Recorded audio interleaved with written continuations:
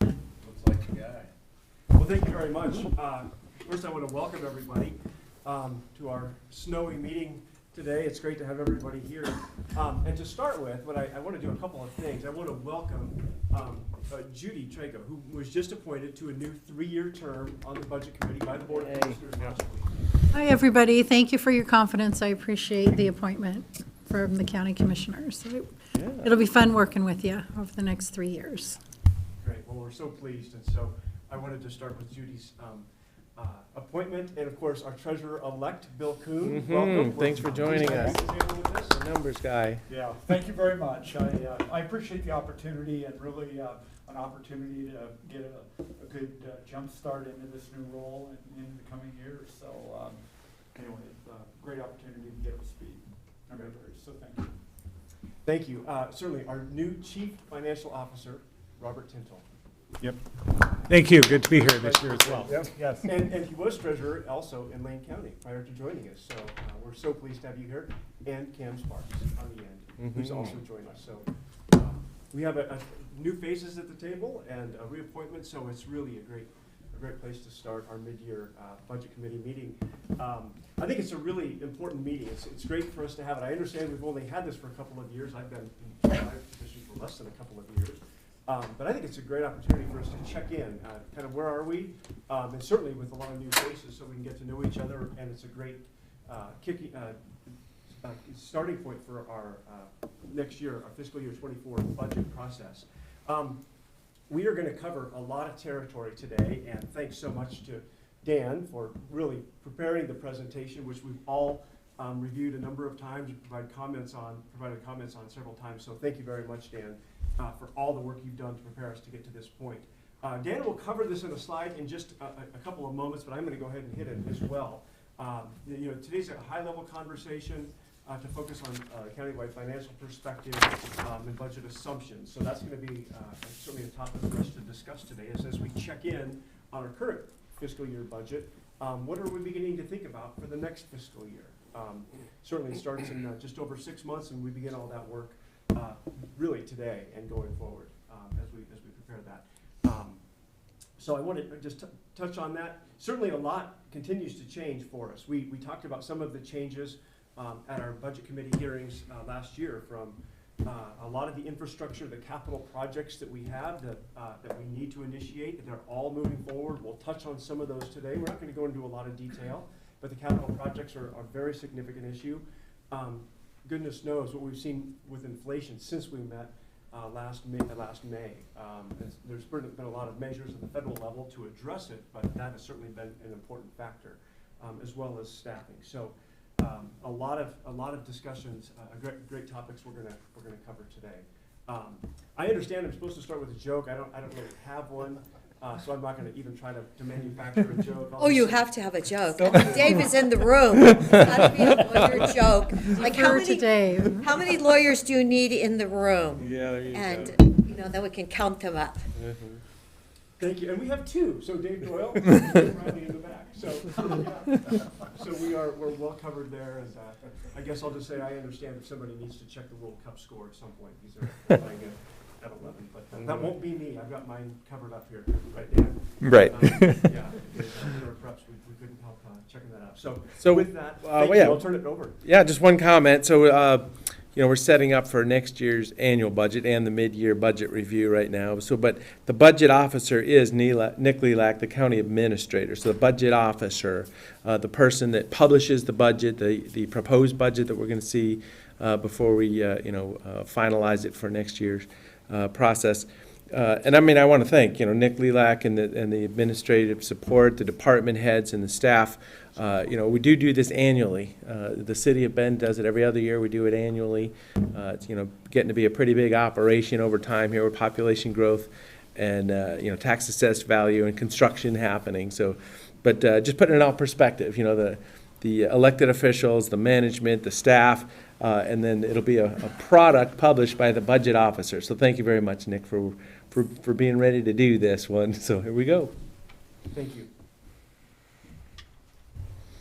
I'll just start with a couple opening comments as well. Although those are great opening comments, just a reminder that the microphones, a little housekeeping first, pick up, so move it close to you for those at home can listen to us as well, or if we watch it later. Sometimes we don't always pick up all the sound there.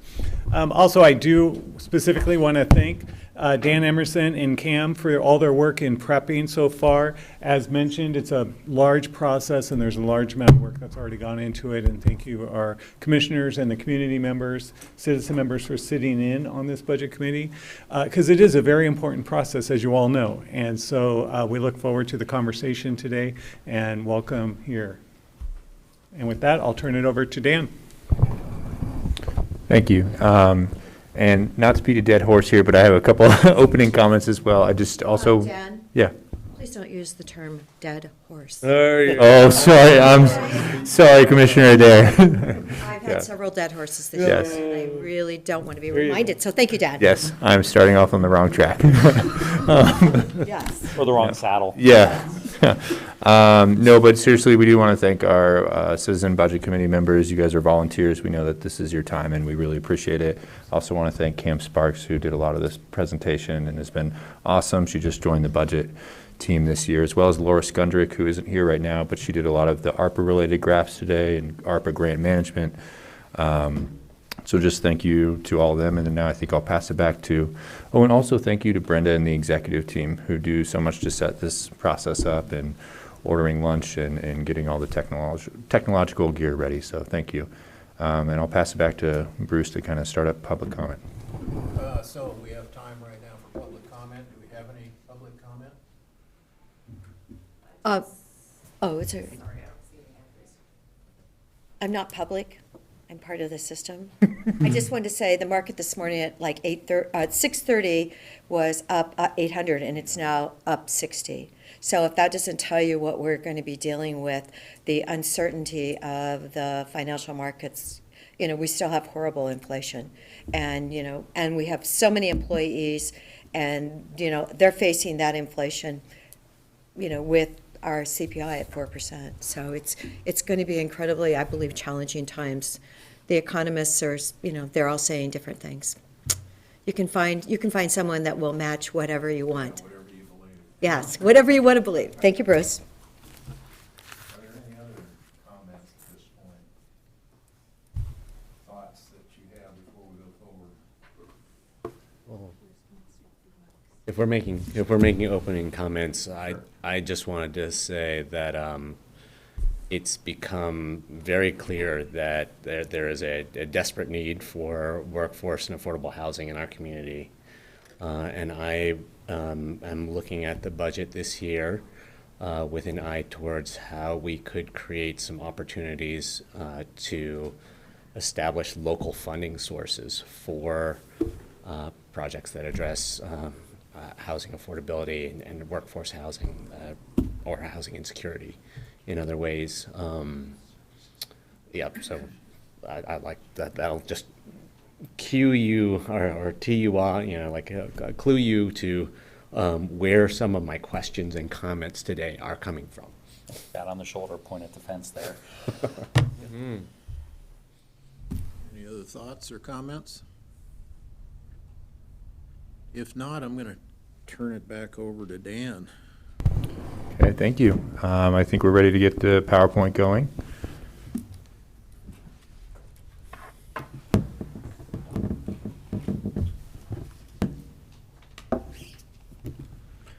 So, of course, welcome to the Mid-Year Budget Committee update. On today's topics, we are going to be going through the county finance update for this fiscal year. So we'll be looking at, budget to actuals and things like that for assorted funds. And then we will be moving into the budget assumptions for next budget year. All of this will be at a very high level, as Nick noted. And then we'll be moving into changes to budget process, and finally kind of some key dates on the budget calendar, make sure that all of you guys are available to attend and make sure there's no scheduling conflicts.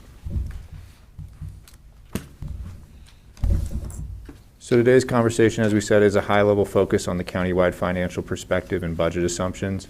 We aren't going to be digging too much into departmental, so specific departmental focus will occur during budget week, or in some cases prior to budget week. Of course, Health Services does have a budget update prior to the budget week itself, and we can always look into questions for any other departments prior to budget week as well.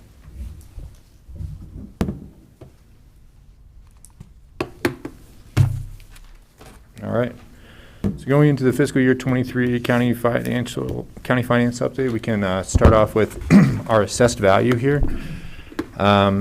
We've had a 5.5% year average growth since 2014, pretty consistent right there.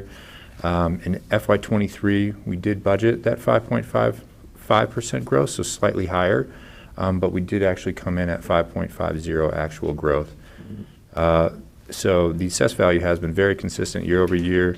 We did see significant growth, however, in the market value between fiscal year 22 and fiscal year 23. No surprise to any of us in this room on that. There was a 13.2% year average growth since 2014 in market value, and a 30.5% growth in fiscal year 23. And I just invite, if anybody has any questions or comments on anything, just go ahead and open up. So Dan, we would attribute this assessed value growth both to addition of new properties to our tax base, as well as the incremental growth in assessed value of existing properties, and that's why it's more than 3%. It's 5%, 5.5%. Okay, just trying to make sure I understood that. Yes. So does that mean basically everything above 3% is attributed to the amount of growth that we've had?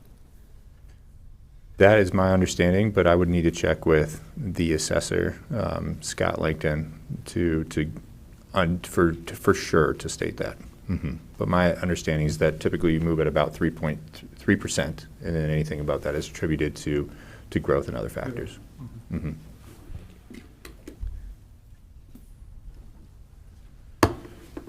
So moving forward, Deschutes County tax levies, the county permanent rate remained the same. Last year we're at $1.22.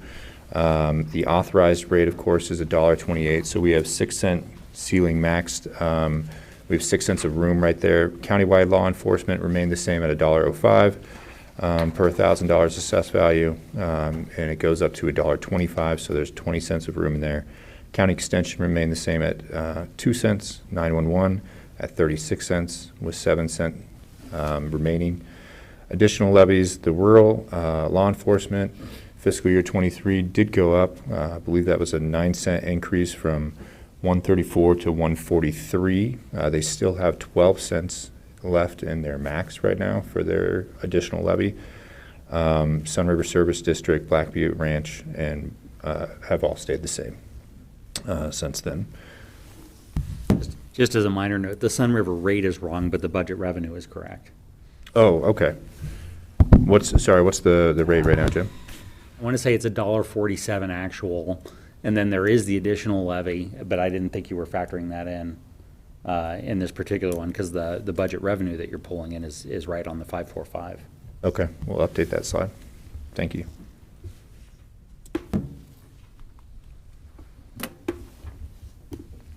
Property tax collections, that's a function of our actual collections is a function of our collection percentage, which we are at 96% year over year, which is a really great property tax collection percentage, and our assessed value, which, as I said earlier, was 5.5 actual growth this year. This is a graph of our current and prior year collections. We've had 5.3% year average increase since 2017, and a 5.9% is actually estimated in fiscal year 23 currently.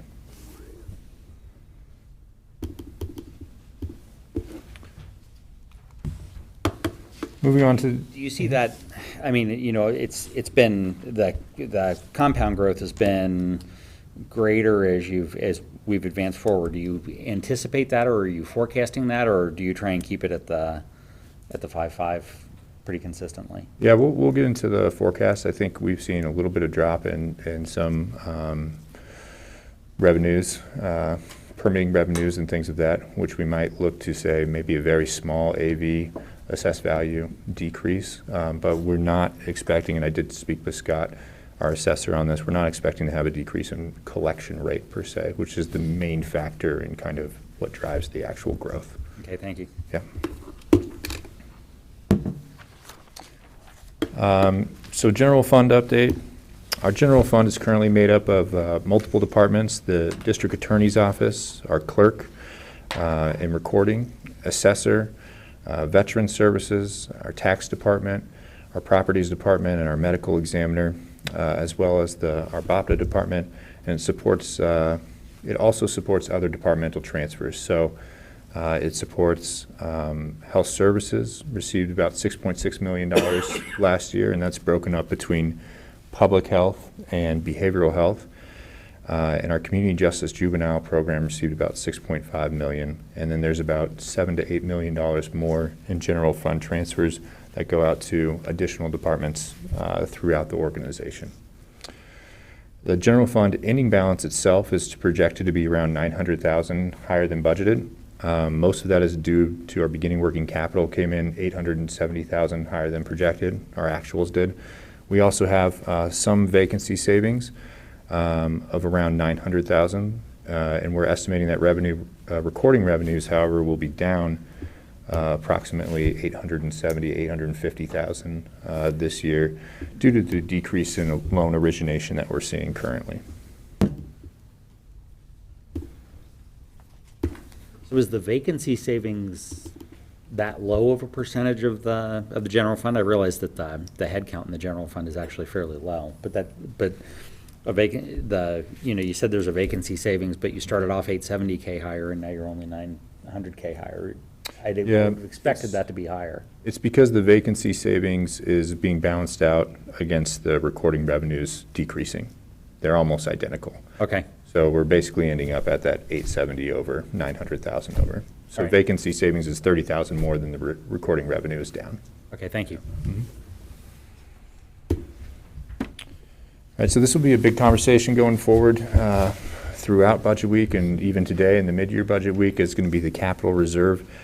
So just to refresh everyone, the capital reserve is used for all future debt service. The courthouse is the major conversation there this year, and capital needs, and it is one barometer of our financial health and fiscal stability. Thank you.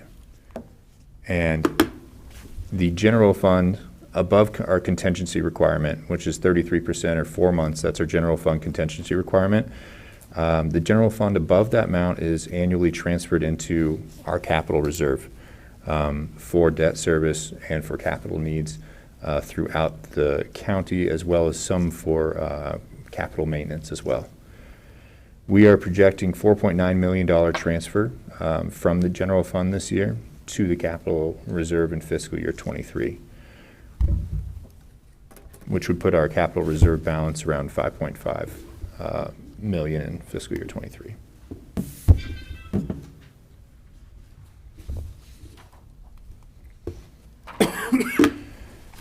So here on this graph, you can see that our capital reserve ending fund balance was fairly high. In fiscal year 19, we were pushing at 12 million, but we made the decision to fund some projects out of cash needs and reduce that capital reserve, which is effectively what the capital reserve was there for, to pay for those capital needs. But reserve levels have decreased over the last few years from 12 million to about 5.5 million right now. If not for a $3.5 million transfer of TRT into the capital reserve fund last year, the balance would actually have been $1.9 million. So that was a major decision for this budget committee last year, was to transfer those funds in recognition that we will have some more debt service and some more capital needs coming up. Large unallocated TRT contributions will continue to be needed to cover future debt and capital.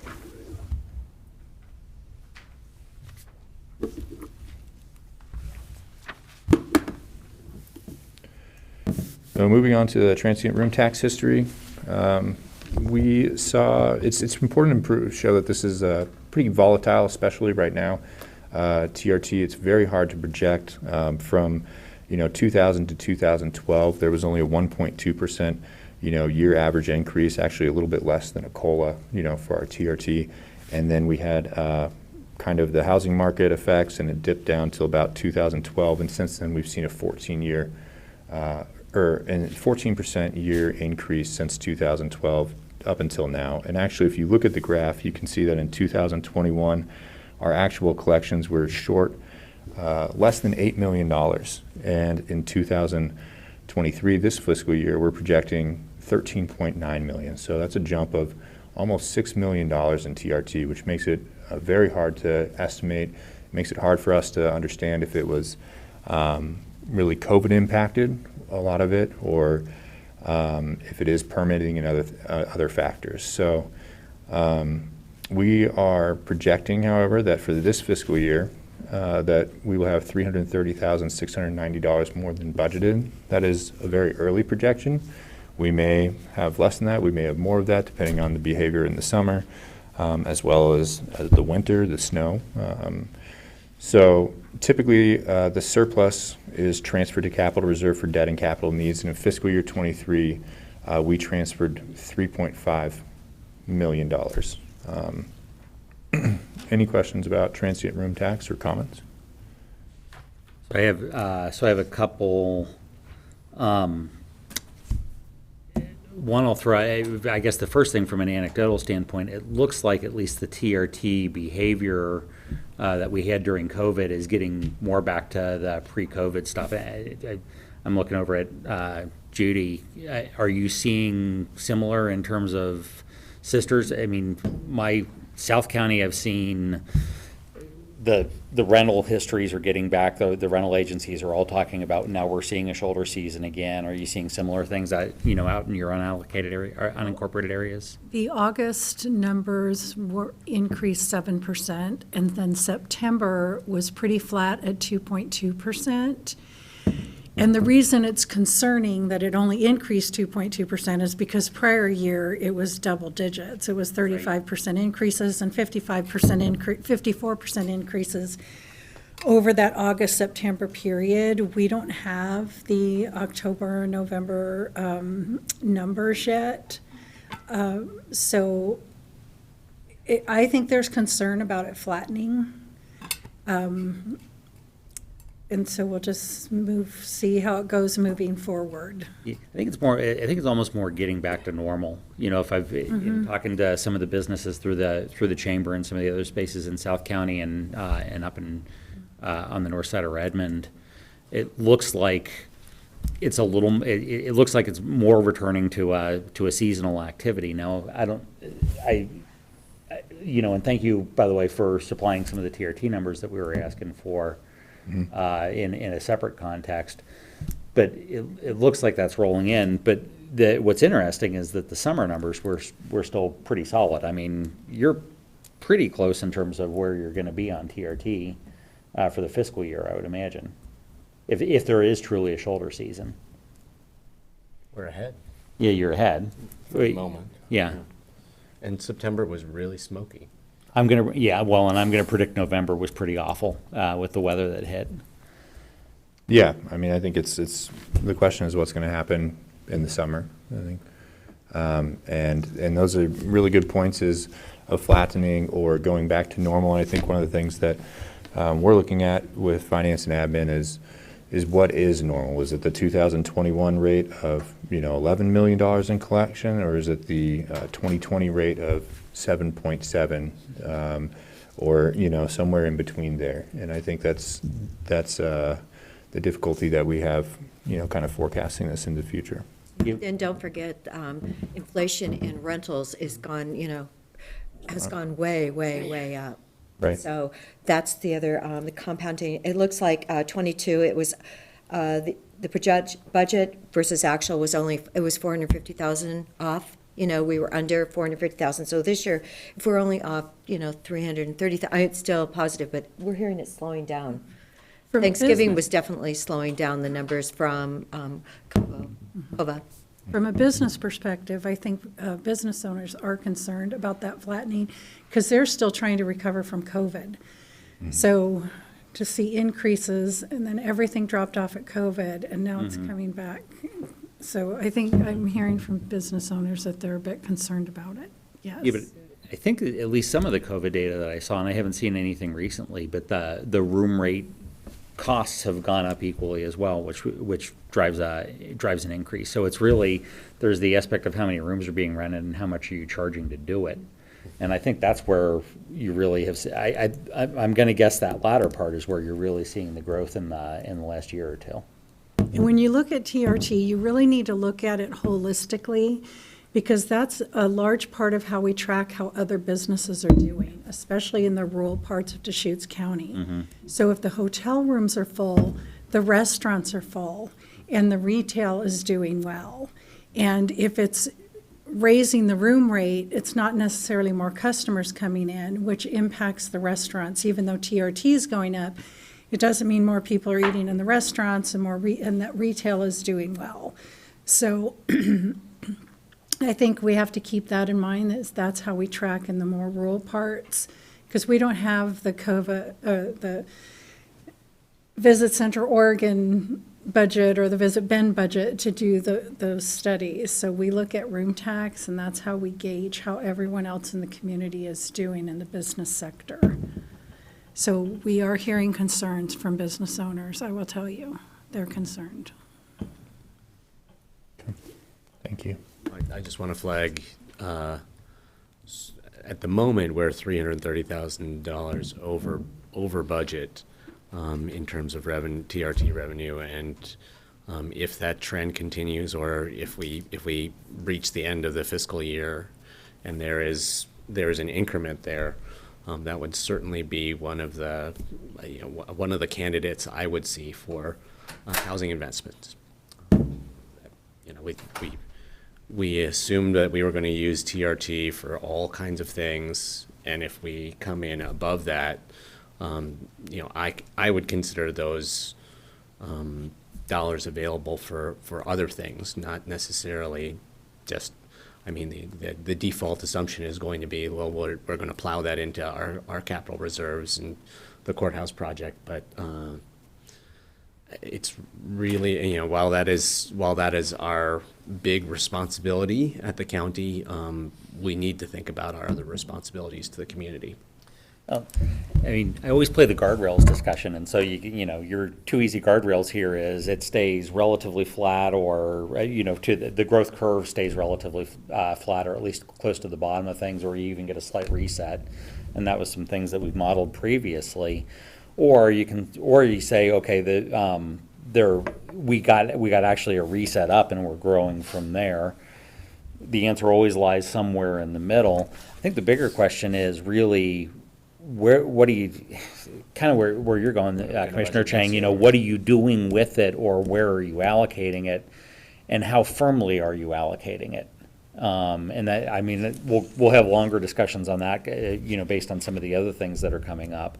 But I think my concern, again, representing the taxpayers, my concern really comes down to, I want to be careful not to say, oh, there's a slush fund here that we can redirect where we think we see holes. I think we want to be really intentional about where we're allocating this based on some of the projections where it's going. And if the projections meet or exceed, then you can have discussions about what's the opportunity.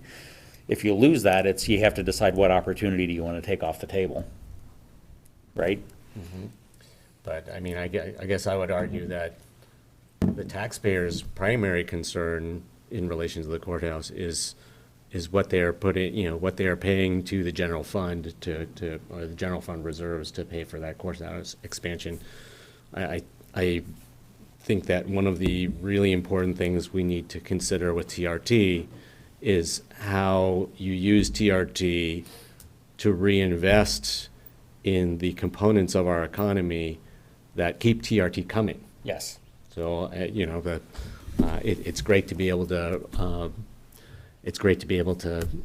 rent a short-term rental house, and if there's nobody to serve you coffee at the coffee shop when you go, you might not think that this is such a great place to visit anymore. I would agree. And I would just comment on this as well. You know, this is a fun discussion, always TRT. I think there's room for both. Yeah. I'm concerned about the capital reserve fund, and I think it's very important for the county to pay down their debt. With inflation, we don't know what's going to happen. There's a lot of uncertainty in the market, as Commissioner Adair mentioned earlier. And I think we need to be fiscally responsible and make sure we're paying down that debt. But I also think after COVID, it really brought on this whole other area of need in the community. And I don't think the county should be in a position, the county's always done a really good job of helping neighbor impact and different projects and giving land away for affordable housing like they did in Bend and in Redmond, and making sure that those projects are complete. So, I mean, those are things the county has done, and they've really stepped up during COVID to help the nonprofit sector and the business sector. And I think there's a cry to the county from these different sectors in the economy and in the nonprofit sector to say, we really need the county's help more now than ever. And so I think if we don't know what's going to happen with the economy, I think the county should be in a position to figure out allocation on how those funds are used, make sure the capital reserve fund is healthy, and figure out how do we help the community and what sectors do we want to prioritize? Is it homeless? Is it housing? Is it food insecurity? And is it economic development, which obviously all those would be mine preferences. But I think it's time for the county to look at that and just say, maybe we ought to look at the way we're giving and what we've done in the past and how we've done that, and look at how we do that in the future. Maybe it's time for that bigger conversation. The word that came to mind when I was reviewing things earlier was intentionality. I want to be really intentional with where we're allocating some of the potential upswings. If property tax is staying pretty consistent at 5.5, you need to look at where some of the other options are and say, okay, let's be very intentional with where that growth can be allocated that is going to be the best way for the county. I don't know that I have a solution, but I think we really need to be serious about discussing it, like you're saying. And I would use the business grants as an example with the ARPA funds that came through. Say something happens to the economy, what we did there is we took grant funding and we set up grant committees, and we took in the applications and then had committees decide allocation and where those funds went. And it helped the businesses pay their rent for a month, which may have helped them from going out of business. So if something like that happens in the future, I would just like the county to consider something like that again. I wouldn't want them to say, no, we're putting all this in capital reserve. I just think that was a great example of how we probably saved. You know, we grant funded 99 businesses in Sisters Country. So, and that was in large part to those funds and the allocation of the county to particularly the rural communities, which what I'm passionate about is the rural communities who really need the extra help. So that's a great example of how the county helped, and I think how they could help in the future. Thank you. All right. So that was our room tax history.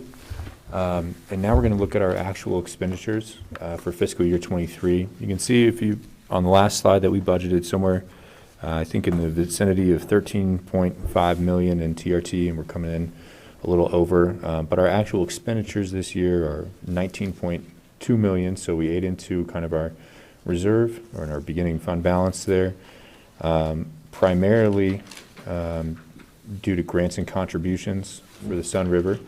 That was $4 million in fiscal year 23, $1 million to Mount Bachelor for their biomass project, and $600,000 for the Deschutes Trail and Coalition. So we really don't have.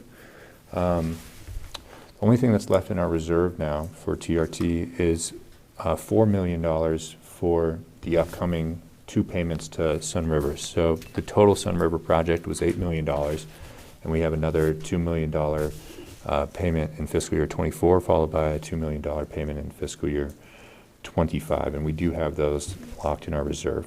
Dan, I have a question. What's in yellow? Yeah, that's the law enforcement. Sorry if that's Couldn't too read it. bright to see it. It's Yeah, like, I couldn't read it in bed last night, and I can't read it. yeah, I should have changed that to, Yeah, yeah. contrast wasn't it? Okay, Contrast so is that's different. law enforcement? That is law enforcement, right? Thank you. That's primarily, if I remember, most of that is Sheriff's Office, South County. Yeah, it's all to the sheriff's office from unallocated TRT. And that, I mean, Jim was just asking whether it's constant, that the sheriff uses those funds in a concentrated way in South County. Or across the entire, It was originally done that way. I think the sheriff's office has been mostly using it to fill the budget all the way around. But I think if I recall, the original intent in this was to address some of the big areas of growth, notably South County, and that was a while ago. No, that's the historic. It used to be the 2.6 million. Right. That was kind of the cost to run the jail, and then, I mean, it goes for the whole sheriff's office. Okay. So And the it was jail, increased- It was increased one time, an additional 500,000, one time for 2 years in a row. Yeah, I remember that discussion in May. it was originally the cost of operating the jail countywide before the permanent rates even. So there's a long history there. So it was a number that was just agreed upon, reoccurring revenue to the sheriff's office. The permanent rates are in place, and you notice the rates haven't been maximized, they haven't needed to be. So that's just been a revenue source to public safety. As I say, the jail operations was the original justification, but now it's been diversified into other, sheriff's office operations and needs, and it was raised from the original number also. if I could just take a moment to flag a sheriff's office budgetary consideration that just kind of that really just dawned on me very recently. So the commissioners did our annual tour of the jail a few weeks ago, and the Captain Schultz has been describing the big overhaul that is really going to make the jail a much better jail, a jail that's much better at rehabilitating people and setting them up for success when they leave than it currently is. And it finally occurred to me that I should ask him, how they were going to pay for it. And he said, well, we're thinking of going out for a bond measure. To which I reminded him that the last time they went out for a bond measure for a jail investment, it didn't pass. So all of a sudden, there's another very large capital investment on the radar screen that I don't think we have good strategies figured out to fund at the moment. So as we look at the amount of money that we're allocating to the sheriff's office from TRT, as we're looking at the sheriff's office rates, I hope that that'll be in the back of our mind, is kind of how we work with what we are deploying towards the sheriff's office right now, with an eye towards a really big sheriff's office capital investment in the future. To think about. I mean, somebody who I was talking to about this said, well, if you got to do that and you have to do the courthouse, why don't you do some kind of big criminal justice voter bond measure? And instead of just borrowing all this money, you could. I mean, we're going to borrow the money anyway, but you could have you could ask the taxpayers to fund an additional increment. To cover that bundle of projects, and I thought that was an interesting idea, but just throwing out that sheriff's office jail remodel consideration for noodling towards the future. Well, and there's some others that, I mean, and again, they're going to come up later in the presentation, but there's some other things that are also tugging at, the budget heartstrings, so to speak. And so I think, again, there's a need for intentionality in terms of what's your priority for funding, and how do you make sure that you're getting you're getting an ask, not an estimate, in terms of how you want to do the spend. And I'm sure I'll bring that up a little later as well. So total expenditures, also included in this, though, or in the total expenditures, is actually a transfer of $3.5 million, as we spoke of, in TRT to the capital reserve for future debt service, and that was critical. It goes from that $1.9 million reserve level to about 5.5 here. The general county pile down here, this bucket, or sorry, this pie chart, this 23% or $4.5 million for general county includes transfers to health services, specifically for environmental health, restaurant inspections. That was a board decision some years ago. Justice court, and of course the transfer to the capital reserve. Are there any questions about our TRT expenditures this year? Okay.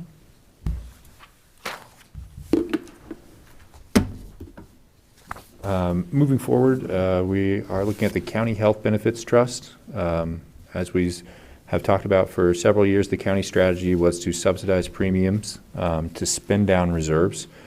We felt like our reserve levels, when you look out at 2019, were obviously too high. Our reserves was equal to kind of our claim numbers for a year there.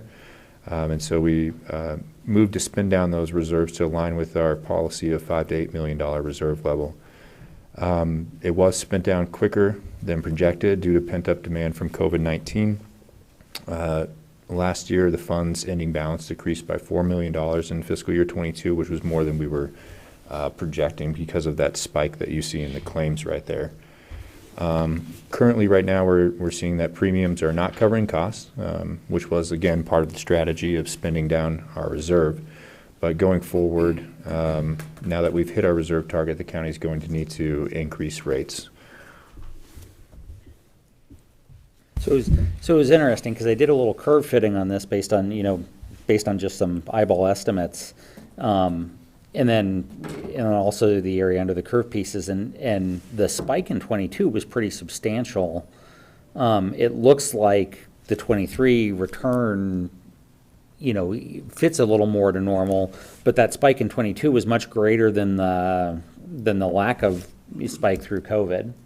So is that a curve reset, do you think, or do you?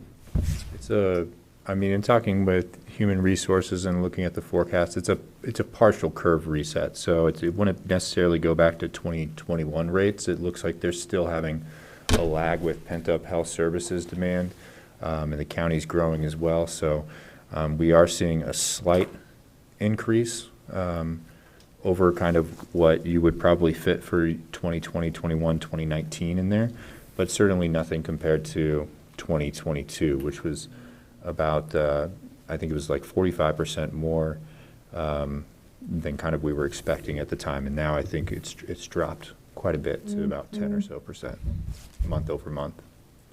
Yeah, if you reset to 2018, that's probably your worst case scenario. The drop in 19 is really interesting because that was pre-COVID. So there's obviously an explainer in there that we don't have, but where it resets in that to either 18 or 19 is probably going to be pretty telling. Yeah. Well, and obviously when we're looking at claims, different claims cost different amounts. If somebody has a long-term something or other, the pharmacy medication cost can spike, and for a while those claims will increase. But great points. Any other questions about the county health benefits?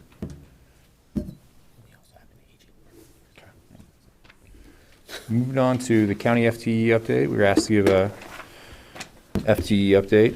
We've had 4% average FTE growth since fiscal year 2019. As of right now, obviously we're still kind of mid-year right now, and by the time we finish this year, there'll certainly be more FTE through the budget process or mid-year process. But we've gained about 203 FTE in the last 5 years. We estimate that as an increase in personnel costs of around $26 million. And as you can see, due to COVID and other factors, vacancy rates have doubled since 2019. So that's kind of our We obviously need this operational growth to continue to be providing services to the county, as the county's the fastest growing county in the country at times. So those things are needed, but there's also a story here, and so if there's any questions. So I have a couple down this path. I mean, it's an interesting comment. You need the operational growth to be able to support the growth of the county, but, you know, then again, at the same time, you have to make sure that you're actually filling that. Otherwise, what you're doing is, again, costing yourself opportunity in your budget by allocating dollars to where you're unable to spend them. So, on that, of the vacancies that you're seeing, how many of those are vacancies in existing headcount versus the inability to fill the recs or the new positions that you're establishing? I'm sure that's going to be pretty variable department by department, right? I guess would be the first thing. So I think it would be really educational in the May meetings to actually have the departments come in and actually do their subcategories of this, to talk about here's where our vacancies are, and here's what we're not managing to accomplish as a result of that. Because especially, and, you know, we'll get to it on the next slide, with the growth in a lot of the county county headcount that's coming in, you got to right size that to be able to actually address the issue, rather than say we want to address it and then not have the personnel to fill it. Right. I mean, I had an old boss that used to say any rec that's open for 6 months just gets cut, try it again some other time. I'm not suggesting that, and again, it's not my job to do policy, but I'd be really interested in what are the policies that the county is enacting, so that we're not building a false budget around. I got yelled at for talking about building a plan on hope last time, so let me see if I can find a different way to say it. I have not said lumping the snake yet. But it'd be really interesting to see what organizations are doing a reasonable job at actually fulfilling the mission with the headcount that they have, rather than trying to grow headcount to address what they haven't been able to fill. It's like the building department, their FTE percentage is 17.64, and like Nick and I were talking about it yesterday, they feel like they're actually handling, because they are a bit slower. So, but they're missing 13 people there. And, you know, it's like the sheriff's office is up at 13%, and health services is at almost 12%. So, and the average is what, almost 12? I would also like to say, though, that creating an expectation and kind of like taking up opportunity in your budget for positions that don't get filled. I have seen health services a number of times in the last year come to us with, you know, like we want to make this FTE permanent, or, you know, we want to add half of, 0.6 to this to this part-time position, and when we ask them how they're going to do it, they say, well, we're going to use the vacancy savings from the last 6 months to cover this portion, and then start of the fiscal year we'll cover the rest like this. So we're seeing people in real time taking the opportunity that we budgeted and translating it into in a very responsive way to the actual opportunities that are presenting themselves, because the Oregon Health Authority is springing these new opportunities on us, and new opportunities and new in some cases new obligations or commitments on us on a regular basis. So it can be helpful to have that. I guess that's essentially flexibility. It's not the way I would want the flexibility to be, like, oh, we couldn't hire somebody to do this for 6 months, so we've got a little flexibility. That's not my preferred way of providing flexibility, to be responsive, but that is a way that we're seeing that opportunity that we have kind of taken off the table for some things being reused within departments. Well, and I'll give that credit as forward thinking, in terms of if I have the flexibility in the personnel, I can shift the personnel to be able to address an immediate need. And health is always a large discussion here, but health is, given some of changes I'm predicting may happen at the state level, I think we're gonna be having a very different conversation, over the next couple of years in terms of where health is going and where the spend is going. So the personnel piece is one aspect of it, and I appreciate that flexibility. In a different context, I'm seeing issues where the allocation of personnel and the inability to spend on the personnel is actually then affecting, a material and services budget or something else. And that's a different type of pain that you're inflicting on yourself. And so I just get really cautious when I see, especially the big vacancy rates in jobs, because you can then department by department address that, but you're overall still missing the mark for the target you're hoping to hit. Yeah, I mean, it may not be a whole hand tied behind our back, but we're trying to provide services under capacity, Yeah. Which is a concern. It's like a little finger trap Goes thing. back to the housing consideration. Yes. Because employee housing for the county, that's a very specific sub-piece of the broader housing discussion, but that is another place where, if we have opportunities to develop a little bit of employee housing, or, ways to help people who want to come here and work because it's a great community and it'd be a great job, but who can't afford to do so, I think that could really distinguish us as an employer in our recruitment and retention efforts, which would help not have so many vacancies. Possibly. I did want to ask this $26 million number, is that over a 4-year period in increase? Okay. That would be overall 200, that's just an estimate for the 202 FTE over that 4.5 year period. And the way that the 2% plays into that is, the 2% increase across the board is just, now we are budgeting each of those, or you're estimating at each of those position costs with 2% more. Right.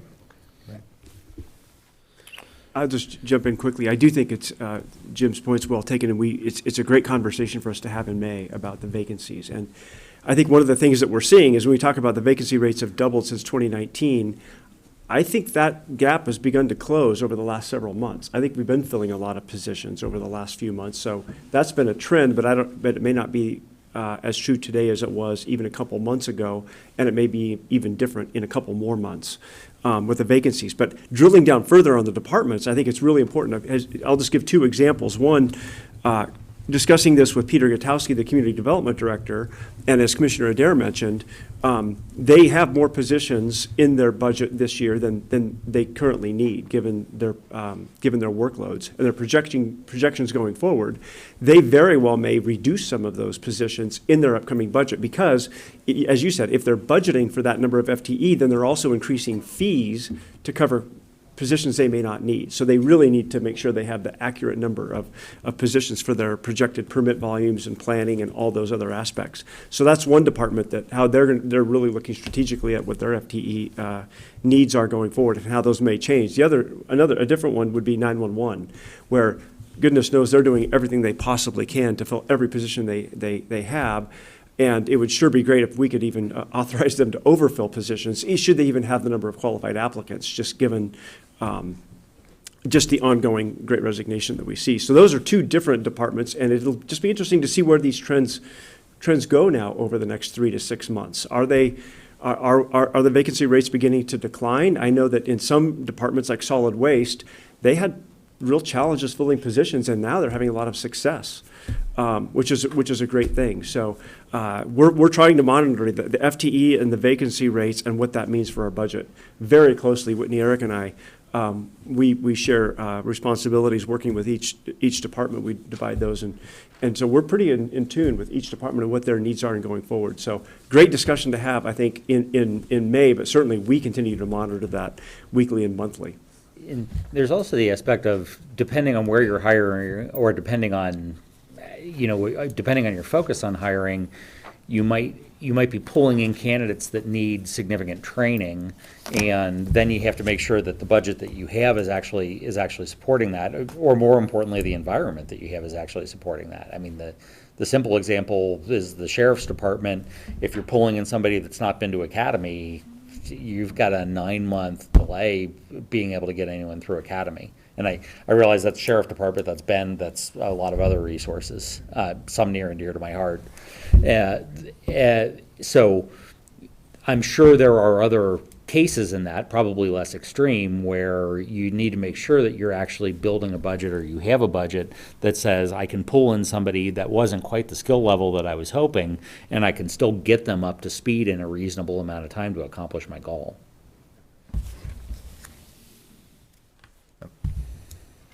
And then I think just kind of on top of this conversation is this slide, which is just kind of the detailed FTE additions by department, and then that is the graph on the left, and then the graph on the right is going to be the net FTE changes, mid-year FTE additions versus additions through the budget process of special requests. And again, as we've kind of talked about it, we are looking at the FTE to meet the growing service demand while still trying to be fiscally responsible and analyze each one of those. Dan, do these numbers include limited duration as well as regular positions, or just regular positions? They would include all FTE limited duration.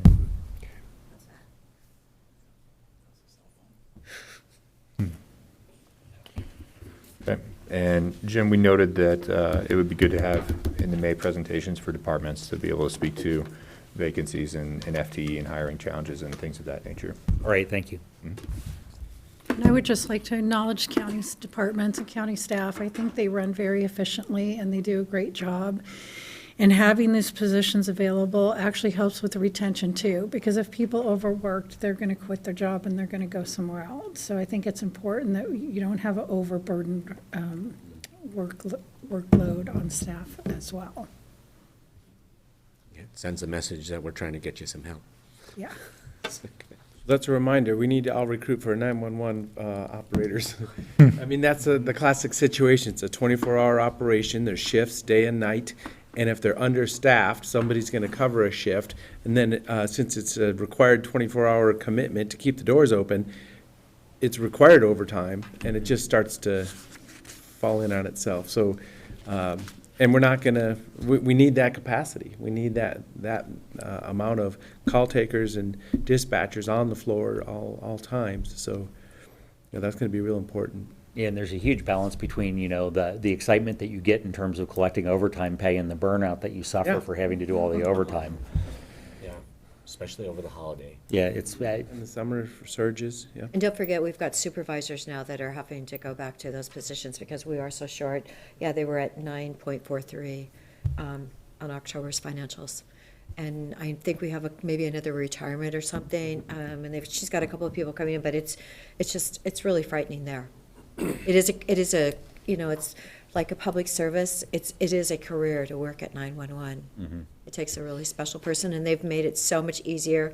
The typing test is like 42 words a minute now. You don't even have to capitalize. You can do it all online. I mean, they have done so many things to make this job easier for people to pick it up if they have the personality for it. But it's not an incredibly well-paid job, and housing is really expensive here. And I really think that, you look at jobs like the 911 dispatchers, and if there was housing opportunities connected with those positions, I think it would actually make a huge difference. Like I can tell everybody I know that there are 911 positions available, and it's I don't think that that's making a big difference in terms of the recruitment and retention efforts. yeah. All right. Moving forward, the American Rescue Plan Act update. So this is ARPA, the American Rescue Plan Act.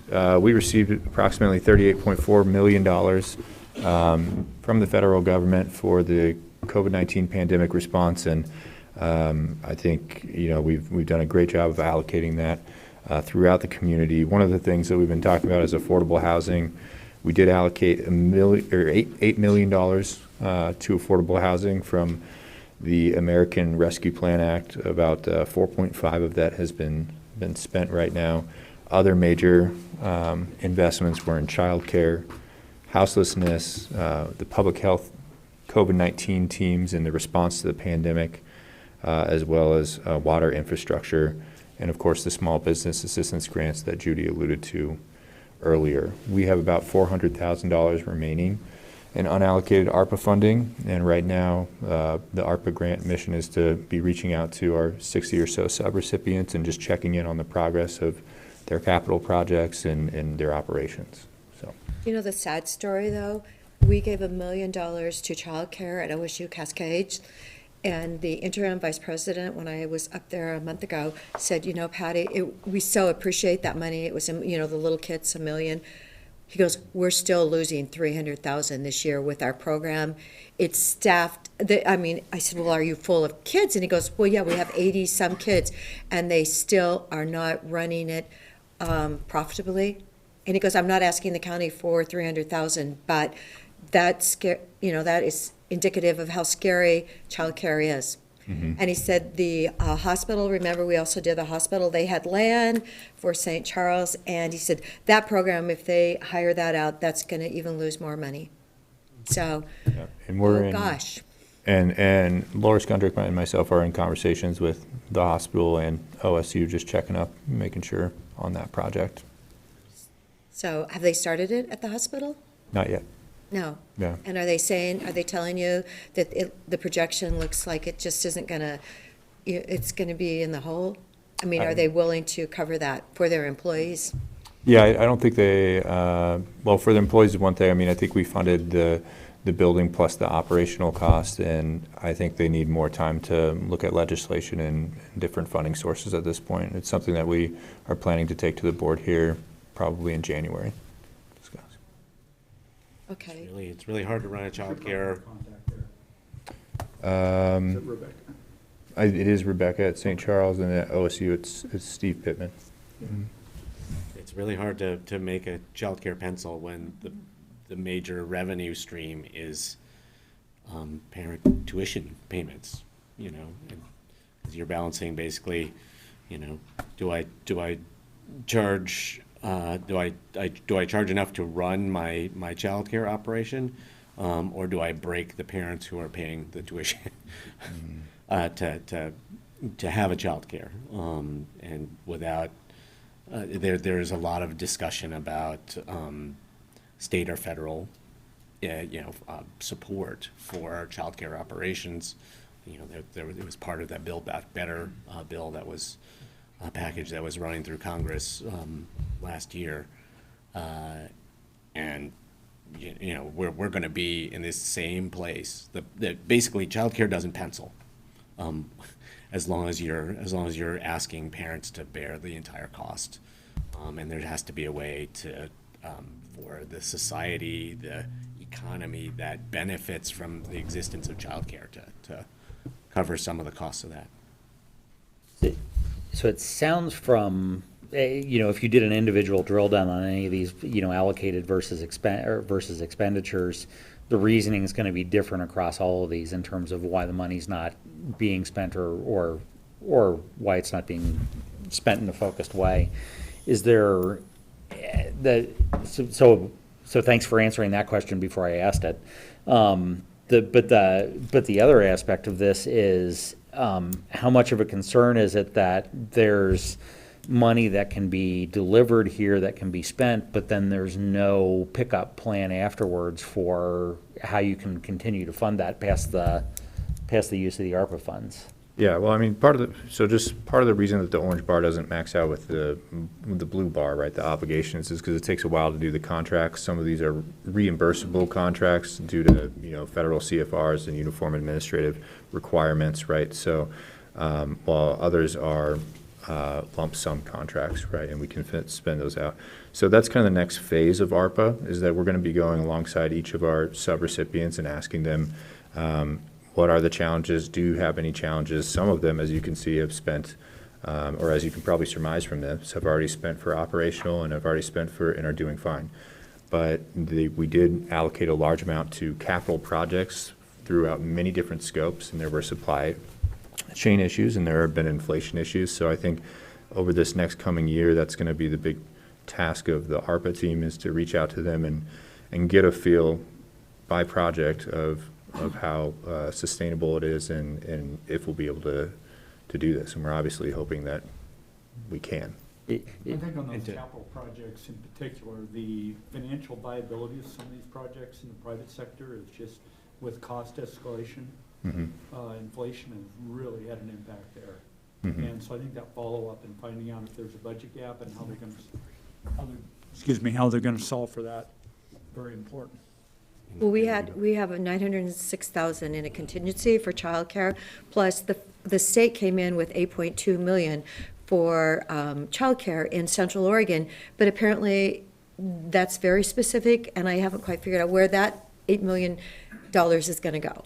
And that goes, if I recall, and this is off the top of my head, so I believe it's neighbor impact, with Karen Prow, and for those state dollars, and I believe it's for the entire region, the tri-regional area, and that I believe we're trying to schedule her to come talk to the board about the use of those funds in January. In January? And about the use of her funds, because they had substantial allocations, of course, for the child care program here as well within our county. And to circle back to Jim's question about, like, well, how do you sustain these programs after the ARPA grant is expended? We were very, very disciplined in the beginning and still pretty disciplined throughout about choosing one-time investments. So, you make a capital investment, you haven't put money into a position that then somebody else is going to have to pay for when the 2-year grant is over. So I do think that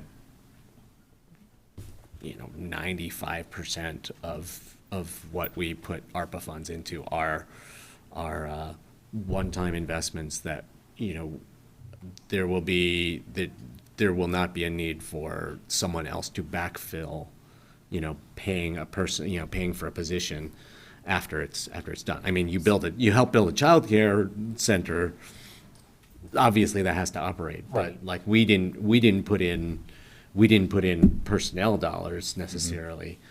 There was even the workforce investments we made in childcare were more like training, internships and things like that. So you get someone prepared to be a childcare worker, but then somebody else has to actually offer them a job. I would agree with that. A lot of the proposals came with a detailed line item budget and a 5-year plan going forward. So even the capital proposals that we funded, a lot of their operating expenses were not covered through ARPA, whereas ARPA would cover the construction of the building or the warehouse, for more food assistance, and then neighbor impact or whoever we allocated dollars to would come with the operational plan. So of the unspent ARPA funds, where are those being held?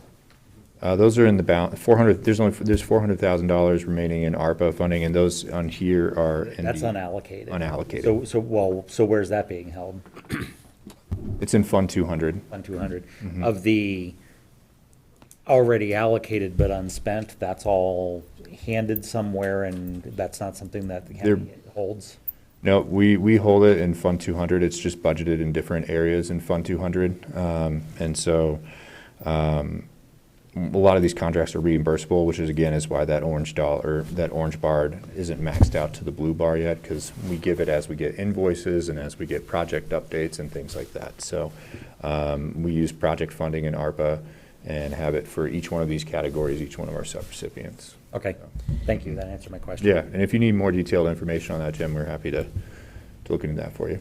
And Dan, can you remind us what the drop dead date is for expenditure of these ARPA funds? I mean, if you've committed them, they're good until 2026, is it? Yeah, I think, December 26th, but the project needs to be, done and we need to have spent the funds by that point, and then we need to have obligated them, I believe, by December of 2024.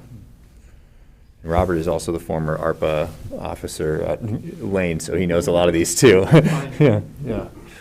So if they're unspent by 2026, but you have to obligate them by 2024, and a project doesn't happen, and you retain those funds, do you have to return them to the federal government? Is that what, or can you reallocate them to another project? I mean, I don't think we know yet. I don't think the federal government or the Treasury's gone that far ahead. Of course, that's something that is written in there, there could certainly be a clawback if funds aren't expended properly, or if we haven't used all the funds. If that would actually happen, I don't know. But I think that's what the main mission, again, is for our ARPA team this year, now that we've allocated everything, is to be reaching out to them and be working with each one of those subrecipients to make sure that we're moving forward and that the project is viable. Otherwise, we'll bring those conversations to the board. If a specific project isn't going to move forward, you know, that I'm thinking of some of the housing investments we made, you know, maybe some of the childcare investments we made. If that specific project in that specific proposed place is not going to move forward, will we be able to roll over the funds into a like investment that would have until 2026? It's like, I mean, I this think the fund- childcare is not going to work, but you know, this other idea has come up, so we can just kind of shift these funds over, or And that's- you know. So that's not something we've run into yet, but as we check, that could be a possibility, especially with some of the inflation and, like we said, supply chain demand. And if we do that, I imagine the funds would be freed, and they'd be freed for any category. The board has sole discretionary funding power for ARPA. So you could choose to put it back into homeless, or you could choose to put it into one of the other eligible categories. But if we figure that out before December 2024, then we could just reallocate it Yes. in a new contract anyway. Exactly. Yeah, we would reallocate it in a new contract, and then that contract would go forward and have the actual expenditure. Let's make sure we have that conversation at least Yes. 6 months before that drops. Yes, we're starting, now that we've allocated everything, we're starting to have conversations and make continual calls and check in with our contacts for each one of those subrecipients, that, especially the ones that aren't spending anything at this point in time. Thank you. Yeah. Minor nit, but there's a reasonable amount of money sitting in Fund 200 that's collecting interest, and collecting interest actually means something these days. Where does the interest money go? Does it get reallocated in ARPA? Does it get refunded somewhere else?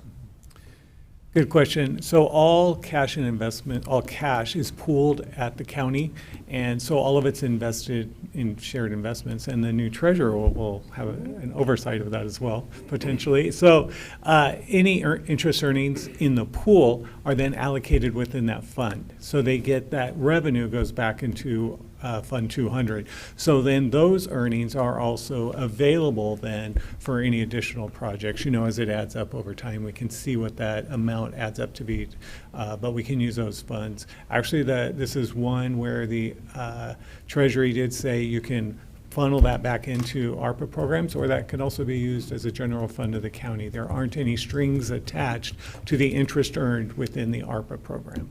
It says $242,000 for this year projected for interest. With a variance by it, because I'm sure that's because income is higher than it was originally done. Yeah. So we're making money again, right, on our interest. All right, I'm cognizant that it's almost lunchtime. This is the last slide on the actuals, though. And so let's just go through this, and then we have on here, take a working lunch, but maybe we take a 15-minute break and then kind of do a working lunch. Would that be amenable to you, Bruce? Okay. All right, so CDD development revenues, 8.9% year average increase since 2017, which makes sense when we think about the growth that we've had. We did talk to the CDD department, Sherry Penner.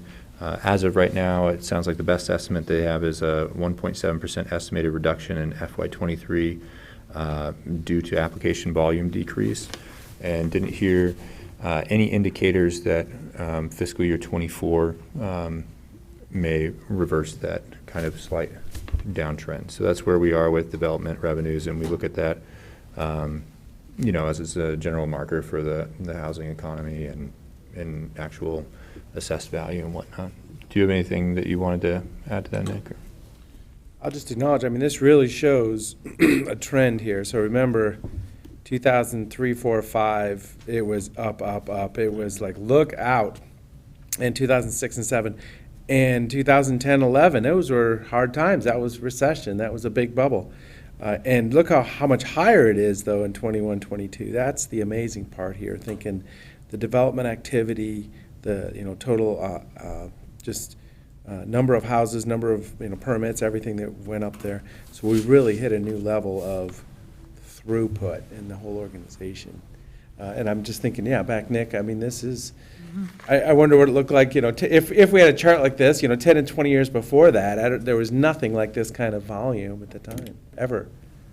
Yeah, it's very significant. Two other activities did occur in 2015, 2016, and that is that we coordinated with the City of Sisters, and the City of Sisters transferred their building program to us, so that is included, not their planning or anything else, but their building program.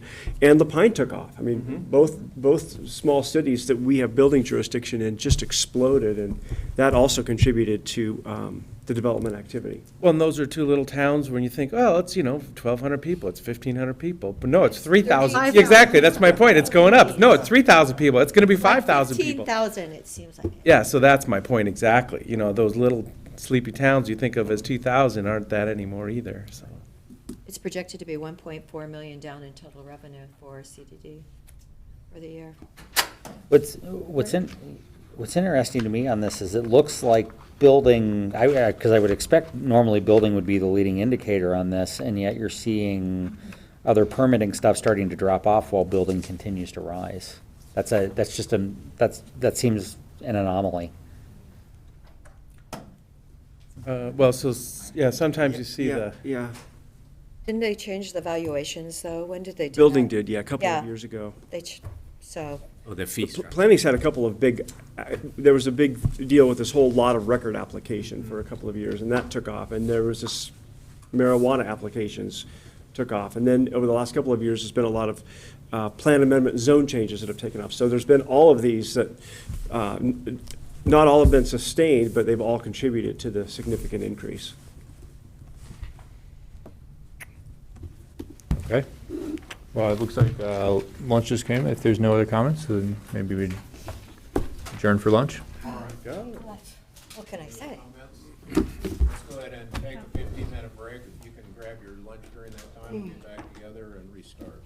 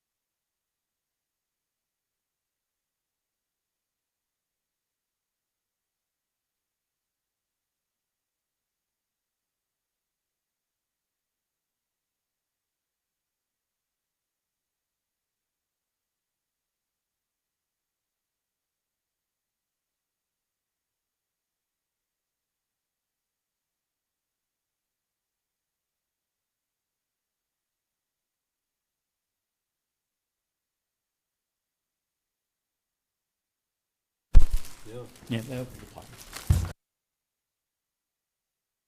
Carry on your good work.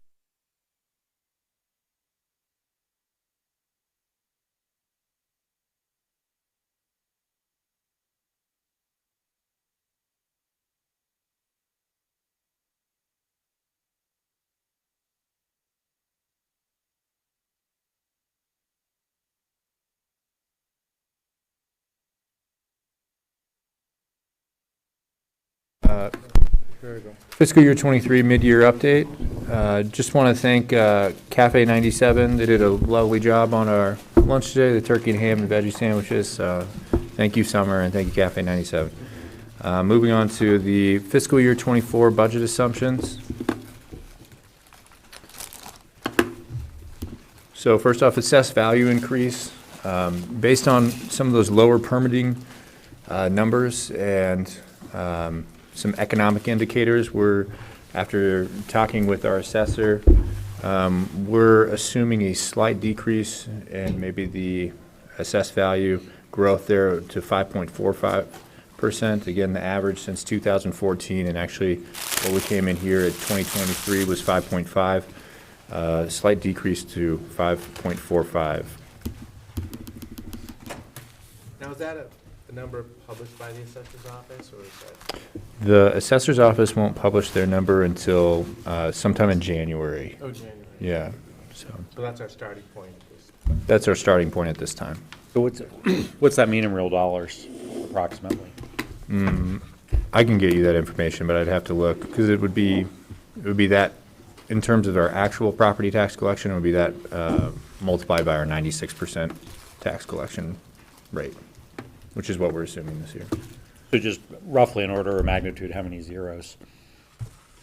Oh, I think it's probably around 35 million, Okay. roughly. Um,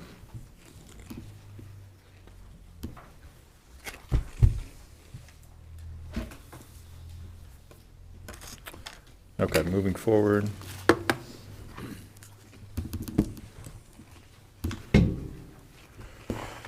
So the cost of living adjustment is to be determined for fiscal year '24, but it's based on in general, it's based on a 12-month average as of January 31st, 2023. And right now, October to October, it's 7.7%. Our labor contracts range from 1%, minimum to 4% maximum. And we do have 3 labor contracts set to expire in June 30th of 2023. So we will be doing labor negotiations kind of through the budget season as well with those 3 contracts.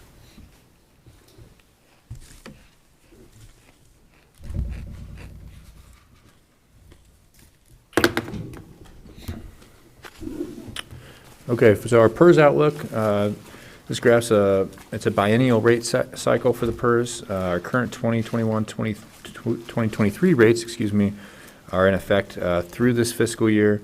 Our 2023 to 2025 rates increased an average of 1.6%, which is really good. That's a great PERS number. We were anticipating that number, and we've been planning for that, but very happy that it was at 1.6%.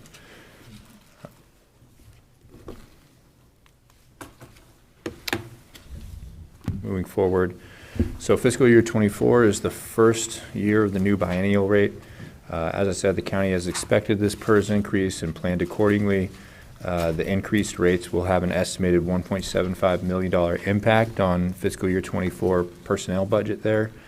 The rates below include the pickup of 6% and debt service of 1.5%. Are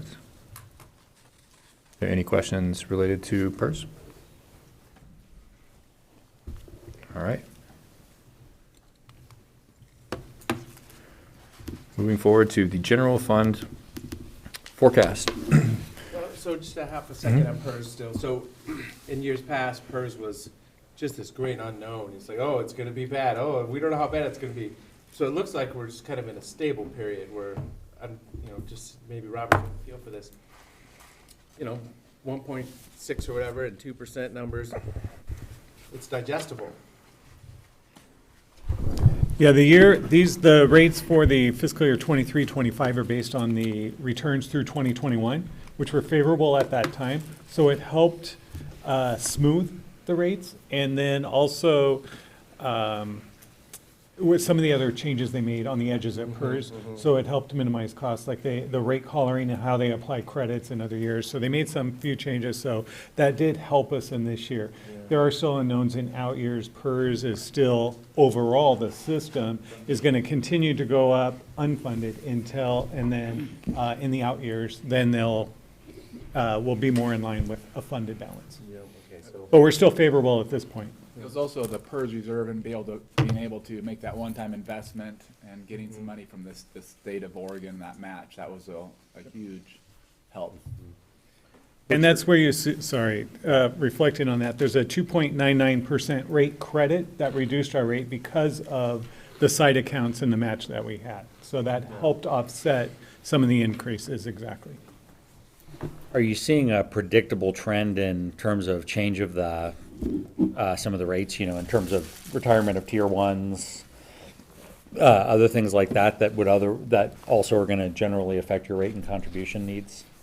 Yeah, tier one, tier two definitely is decreasing, and the OPSRP level, of course, as the long-term employees that tend to be tier one or tier two retire, or then the new hires are typically in the OPSRP program.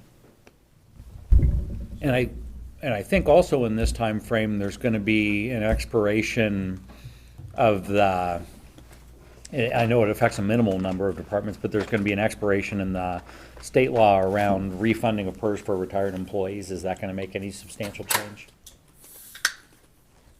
Refunding a PERS or allowing a PERS employee to continue to work. There was a state law, and I'm getting too much into details. I can ask you I offline. think that's what maybe Eric was referring to. There was a match from our PERS reserve, matched by the state, which put in a big chunk of money, which brought down the whole system. So that happened a year or two ago, and it's just on the books now. There was a law for a while ago that you could actually hire a retiree back beyond the minimal number of time, beyond the minimal time. Correct. But then you had to collect PERS from them again and put it back in the system. And I know that's, well, we think that might expire. Yeah, there was an end date at the time they passed the bill. Yeah. That's correct. I know it's coming up. I just didn't know whether that was a factor. It sounds like you haven't really, justifiably, it sounds like you haven't really thought about it. In the past, we would see a projection going out a number of years, and there were some pretty ominous lines that showed nasty things happening in years forward, and that we had a PERS reserve account to help offset that. Is all that mechanism still in place, or are we doing something different? Well, the PERS reserve was used to buy down the rate, and there was a match from the state, so that's how that was applied. Right. I mean, it was a great way to leverage. We did decide to, reduce that, but we were still charging to the departments at some level to add funds to that reserve. And I'm just wondering how all that mechanism is functioning at this point. Are we still, what is the rate that we're using, and how does that affect us going forward? I think we'd have to look into see, I don't believe that we're charging departments. Cam's saying definitely not charging departments, so, at this point for the PERS reserve, so. But perhaps we could get a farther future look, it's hard because of the biennial rates, but if we have any future looks for PERS, we could look at that and see if perhaps we need to make some corrective action ahead of time again. Well, I'd be curious if we went back to a year or two ago when Wayne prepared some graphs that showed us what we need to be prepared for. If we could just get a review of that to say, here's where we actually ended up, I think that'd be helpful. We can definitely do that. Thank you. All right, general fund forecast. So the general fund property tax rate, right now, the assumption is to, increase 6 cents and levy the permanent rate of $1.2783 per $1,000 of assessed value. Just a sub-note, this has not been discussed with the BOCC as a full board and committee in a meeting here. But this would support vital operations at the current level. And really, it's necessary for courthouse debt service, especially if we have any future capital plan needs in addition to that courthouse. But for the courthouse alone, it would be necessary to service that debt at this point in time. So I'll acknowledge, yeah, we're not voting on that now as a budget committee, but there was a 3-3 vote last year, remember? It was just that close. It was wonderful that we were able to transfer that $3.5 million from TRT, unallocated TRT, to really, make our books balanced last year.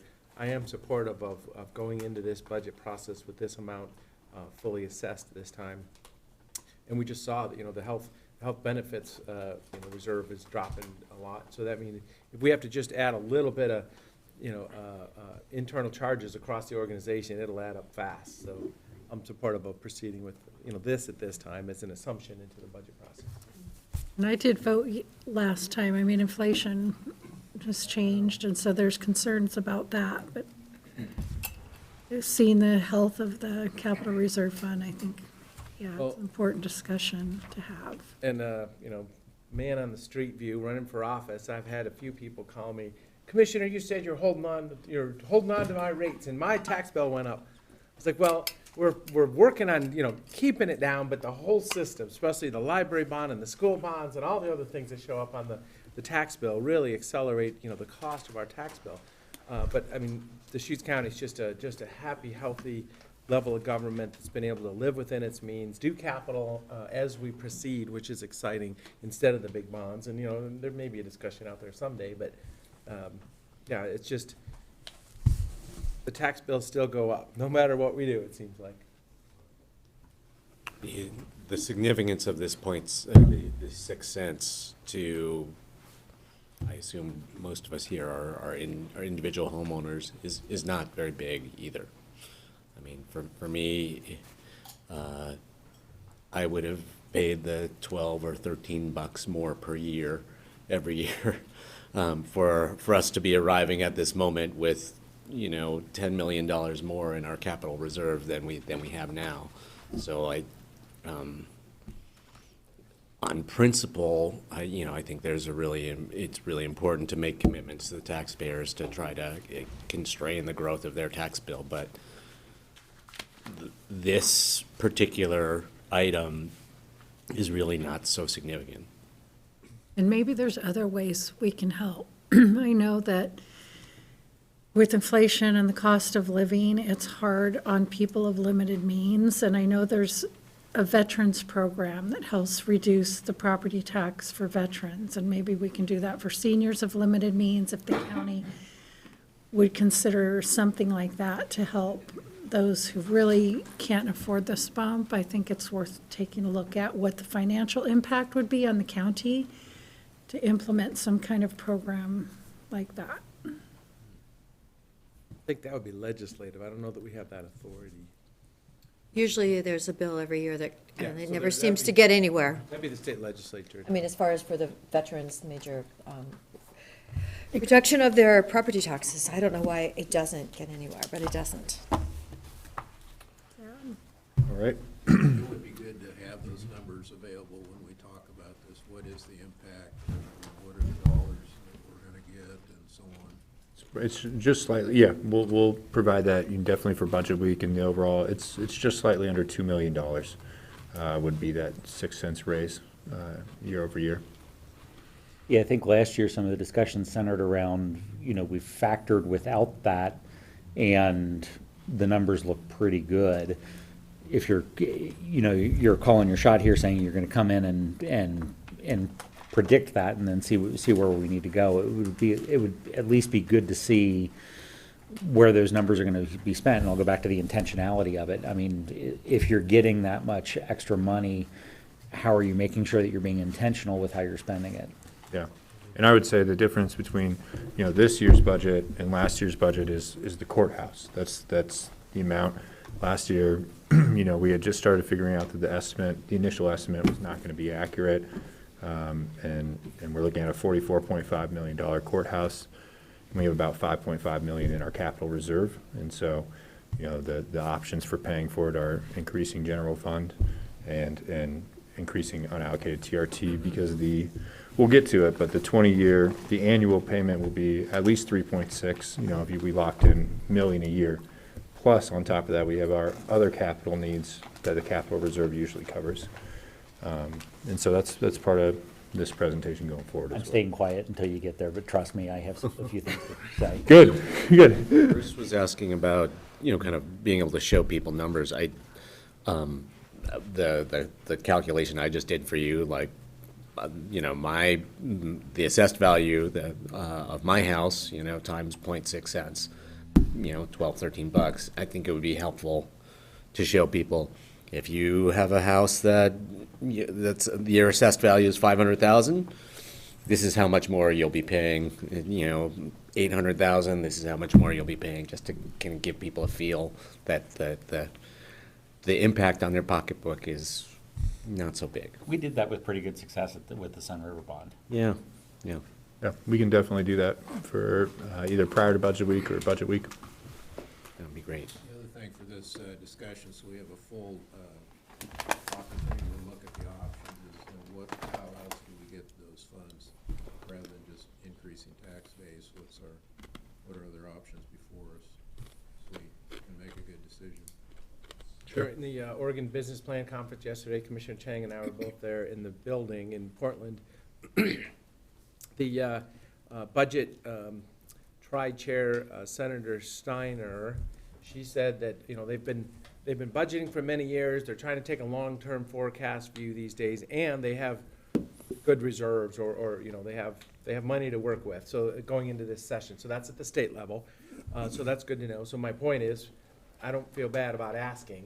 Well, we've got a capital need, here we go. Yeah. And I was also able to see Chief Justice Walters yesterday at the reception, and I mentioned to her, there may be a capital ask for a courthouse. And she's like, well, I was so happy to get you those 2 judges, and I thought you weren't going to ask. And I mentioned, well, inflation. I just said the word Yeah. inflation. She's like, oh, yeah, okay. So she understood. But, and she's retiring, but, at least I was able to mention it to her and understand that's going on. Because it really did. I always thought of it as a $20-something million commitment. And now it's $40-something million, and it just jumped. It jumped on us. So.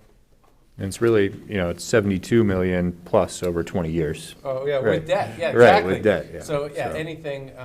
72. Where'd that come from? But yeah, being able to. 5% interest. Yeah, I know. Mm-hmm. I just took me a moment. Yeah, but I won't feel ashamed asking for the legislative process about some capital.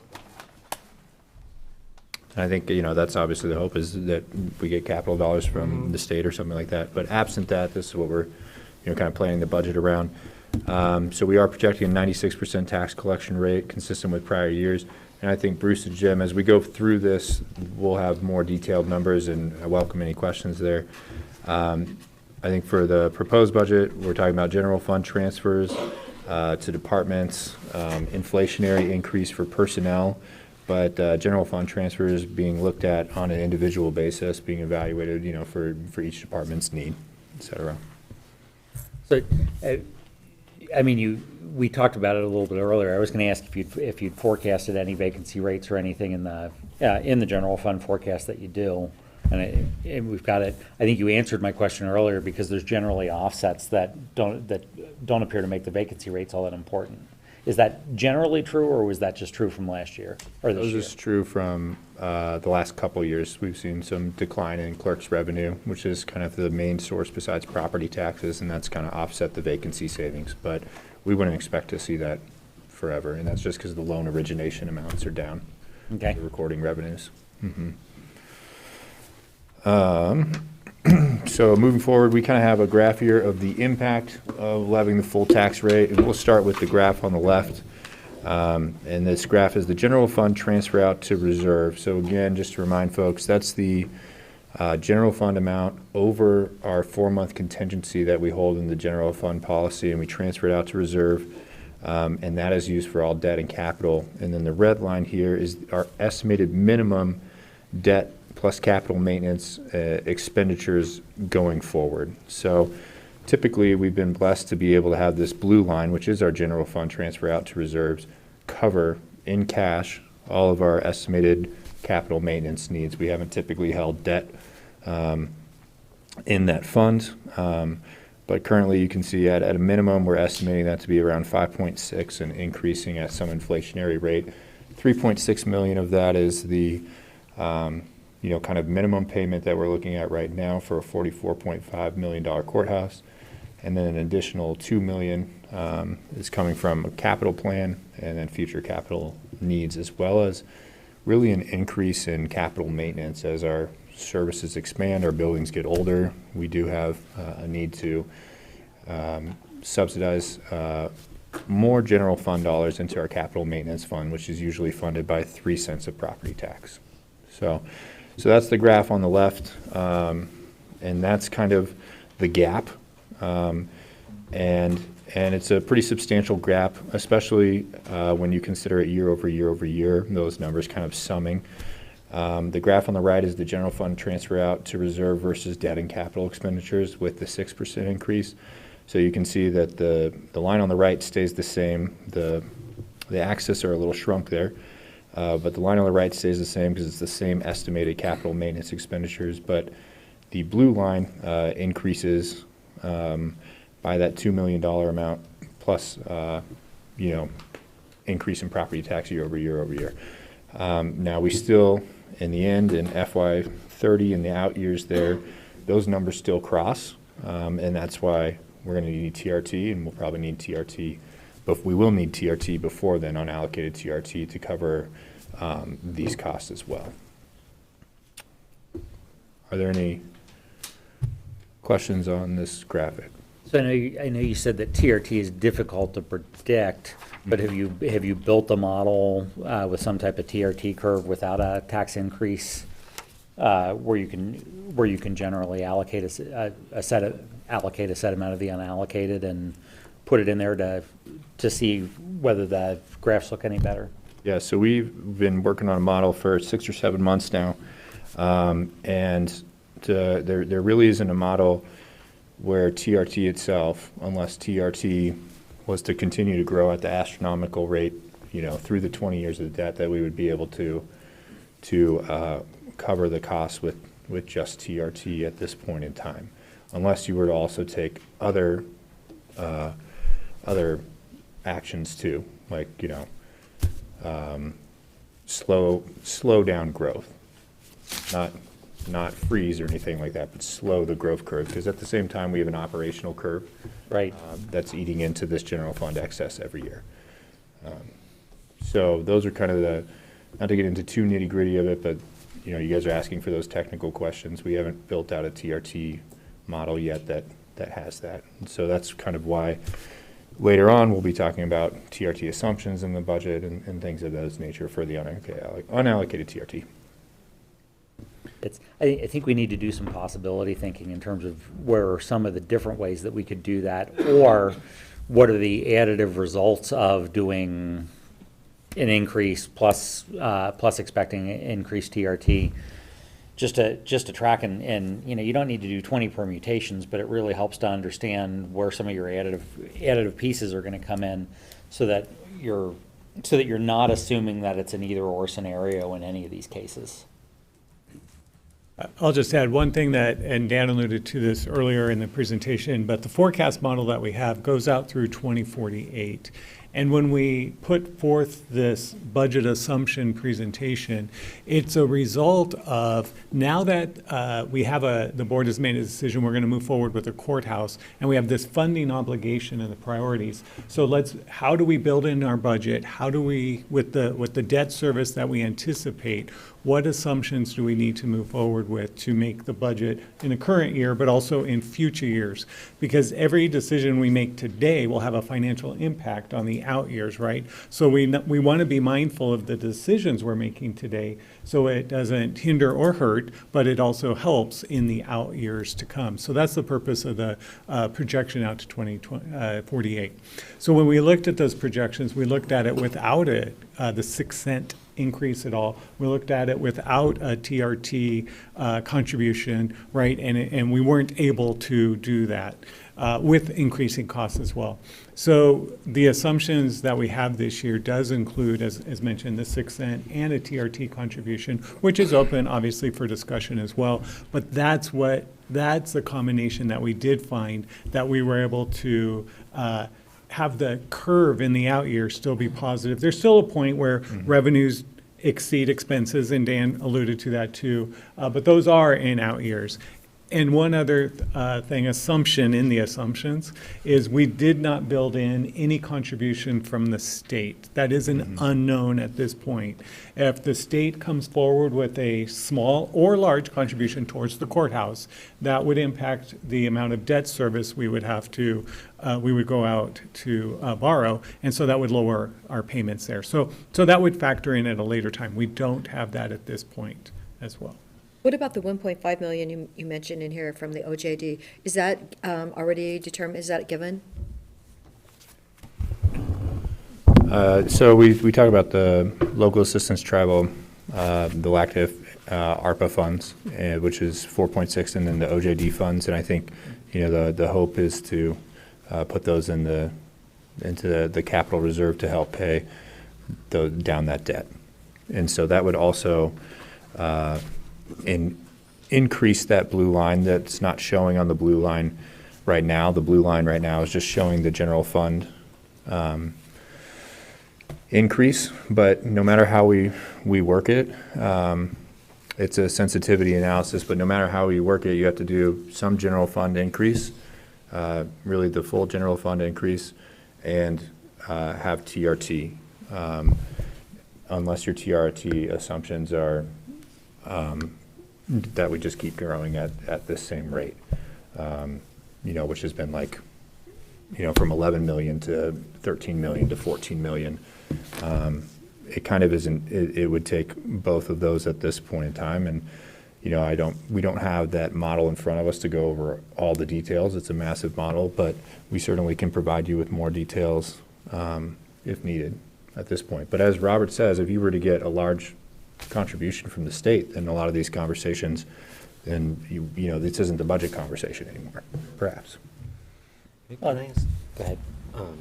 I want to ask about the assumptions about interest rates for the $40 million that we're going to borrow. I had long time ago when I was discussing this with Greg Munn, he said, well, and I was arguing with him about whether when we needed to dial up the assessed property tax rate, and he said, well, you just borrow the money that you need to borrow at the rates that are available, and then later on you're going to have access to lower rates, and you can essentially refinance that debt.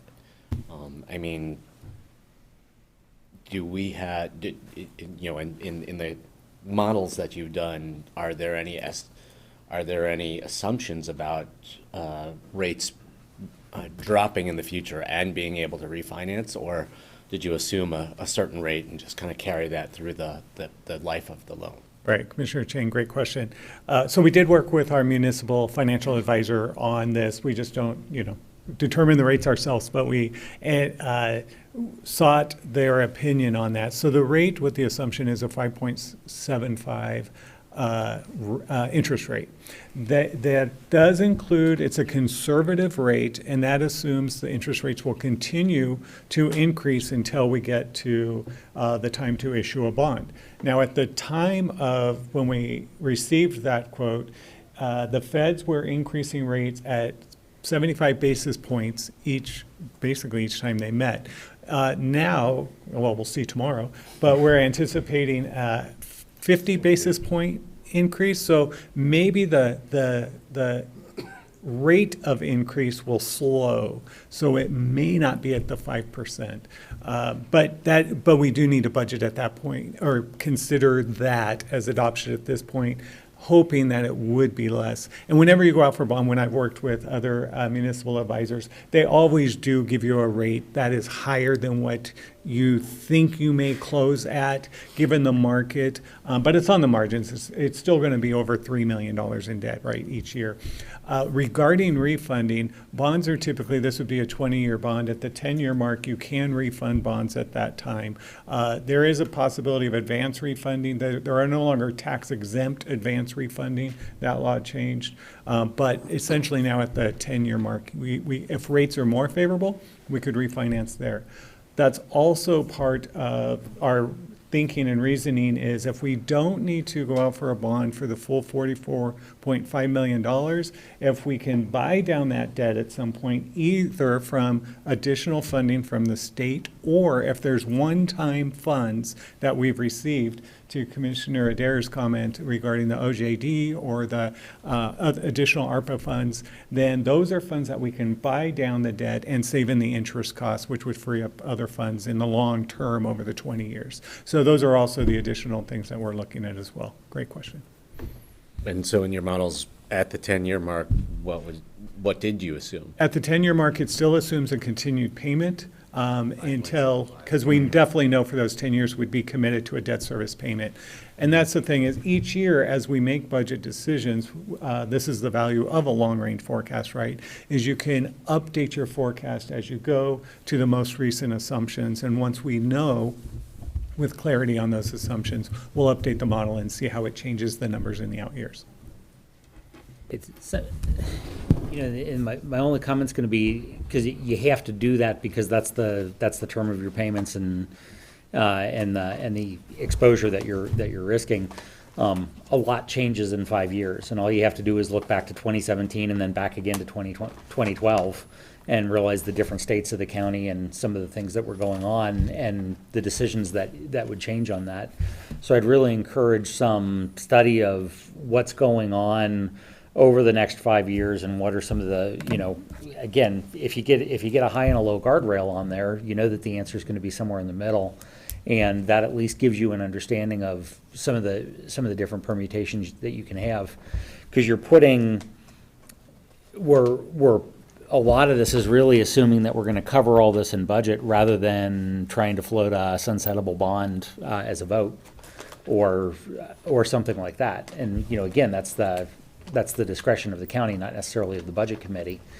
But I think you really want to look at what are the potentials that are going to go out to 27 or 28, so that you can understand what kind of hole that you might be digging for yourself outside of just having to pay for some massive building projects. And I should also, as you in that massive building projects, the model that we're talking about doesn't include any massive building projects. So we will talk about future capital planning needs. This only includes capital maintenance expenditures with inflation out for 20 years, plus the courthouse debt and the next 2 or 3 years of our capital plan, which is pretty minor since most of the capital plan is being done this fiscal year. So it's really just one massive building project rather than assuming others. Exactly. Yeah. So, but that being said, like as we go further in this presentation, there are still I think I heard our FTE needs are growing faster than our capital. Our capital is lagging behind, so there is still a need for capital. So what I think I'm trying to get to is that the model has extremely conservative expenditure built into it, as it should. And so we have the ability in that model to adjust general fund rates, TRT projections, and just about anything else. And as we've done that, barring a large infusion of funds from somewhere else, these are kind of what we think are the prudent options at this point in time. Mm-hmm. Yeah. Okay. But obviously, anything can change over time. Was there any official effort underway or specific request to the state legislature regarding the capital project at the courthouse? Have you started that process? It's generally in our list of asks that we're working with our lobbyists, Doug Riggs and Northwest Policy Advocacy. So yeah, it'll be in the queue, and it'll come up in different versions and different asks, but it's been mentioned. Senator Finley has already promised, but he hasn't given me a number. So, he knows. He knows we'd like some millions. All right, going forward, kind of along the same vein here is the capital reserve forecast. Remember, the capital reserve is the fund that is going to be paying for the debt and the minimal capital maintenance going forward. And this is kind of our forecast. This reserve level does not include new capital projects. It does include the 6 cents increase, though.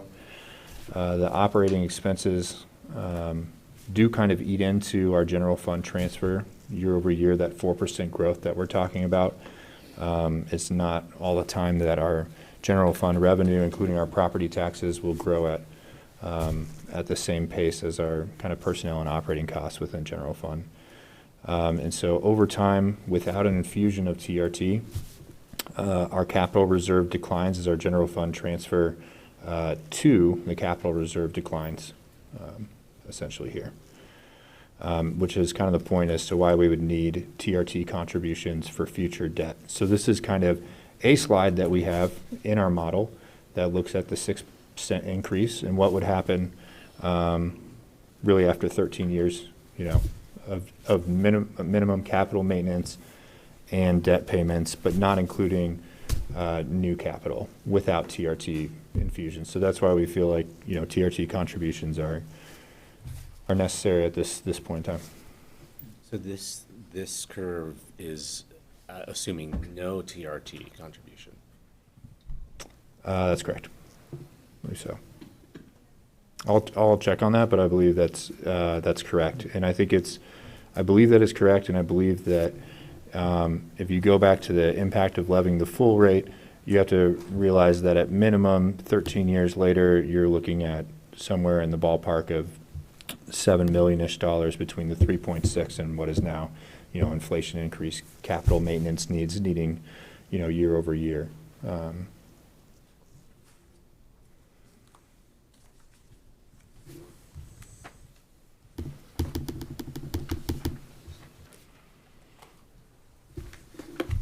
And so, well, and I just want to say, like, Go negative. yeah, yeah. Well, We just have a lookout.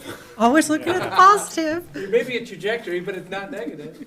we spend a lot of our dollars in the capital reserve fund doing other campus improvements over the last 4 or 5 years with cash, which was great that we had the ability to do that. Yeah, but now we do have the courthouse is a really large project where we don't have identified funding, and we only have this $5.5 million in general capital reserve, and generally speaking, we only have about $4 million coming over, $4.9 million in general fund transfer every year, and less as operations grow. So, we kind of have to get creative. It's not the end of the world, but that's, I think, why we're presenting it now, is so that we can start coming up with some solutions for how to pay for the courthouse and things.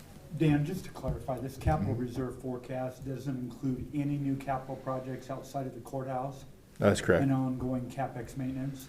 Mhm. How long of a timeline do you typically have for future capital projects? What does that look like? Your forecast for other projects on the horizon that you think are gonna be needed, but you haven't actually budgeted yet? I mean, we in the past, we've had a 5-year capital plan that's kind of a mix of admin and finance, meeting with facilities who does the capital plan, but it's a extensive project, process, but until it gets going. I don't know if Nick or Whitney can speak to more of the timeline, or Eric, for each capital project. Yeah, there's a couple different avenues. One is looking at like master plans. So the public safety master plan is identifying future needs, and then as that gets refined, then there's cost estimates. So that's kind of real long term. And then separately, the facilities department has gone through our existing buildings and done assessments, and they look out 20 years to see what needs to be replaced and when. And then that also helps smooth out the capital maintenance budget, so that we're replacing, one roof at a time rather than 4 roofs in 1 year, and that helps smooths out that cost. And one thing Lee, our facilities director, always says about when we increase FTE is that we really should not just think of it as the cost of an FTE, but some small capital amount on top of it too, because for space needs and things like that. So, So yeah, so we're just trying to bring this to your attention to kind of look at our TRT assumptions and our general fund assumptions, because that's where our kind of free cash flow is to pay for these things. And an observation would be, part of the reason I see two big factors that make this curve look so depressing. One is that the county has been taking some responsibility to, fund tomorrow's projects with today's dollars, and you can argue over the wisdom of that from a government entity, but from a financial standpoint, it actually makes a fair amount of sense. The other aspect of it is that we didn't necessarily anticipate that the courthouse was going to be as extensive as it was. And that's what, and again, that's what makes us go scrambling around for the cyanide pills on this. Right. So what of the other capital projects, I think there needs to be an assumption, at least on the county's part, and I think it might be some responsibility of the budget committee, is what are some of the future significant capital requests that are coming in, and what are the options to figure out how to fund those. I mean, in the example that I'll give is when you look at the future landfill that we need to do, there's been a tremendous amount of money that's being pumped into that today in anticipation of, or knowing that you're gonna have to go do that upgrade tomorrow. Where else do we need to be responsibly sourcing dollars to be able to not get 5 more of these landing on top? Well, when you talk about the Negus transfer station, solid waste, that was $21 million, which was kind of close to the original courthouse estimate, which would have been totally doable. I think their annual payment is about $1.8 million a year or so.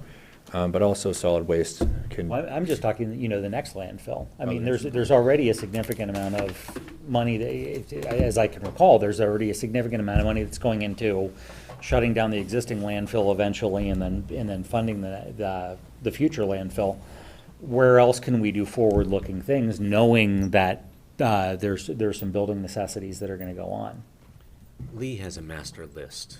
I mean, Yeah. he doesn't have a master plan, but he has a master list of capital project needs, facilities needs, stretching out, I want to say like 10 years. And it's all in there.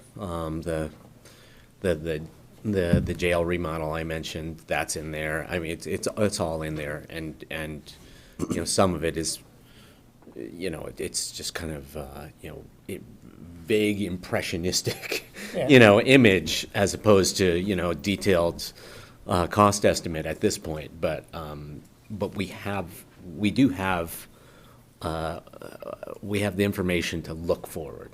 Yeah, experience is telling us at this point that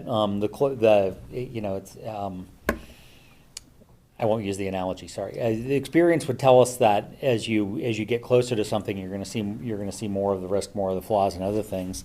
And this one's just getting presented at us because honestly, we missed the need to some degree as a county. Or at least the scope of the need until it was presented in front of us. So I think at some point or another, really understanding how some of the future building needs are gonna affect this, so that you can start to pre-sell and pre-save, at least in some areas, really lessens that impact over time. This is just the bad news.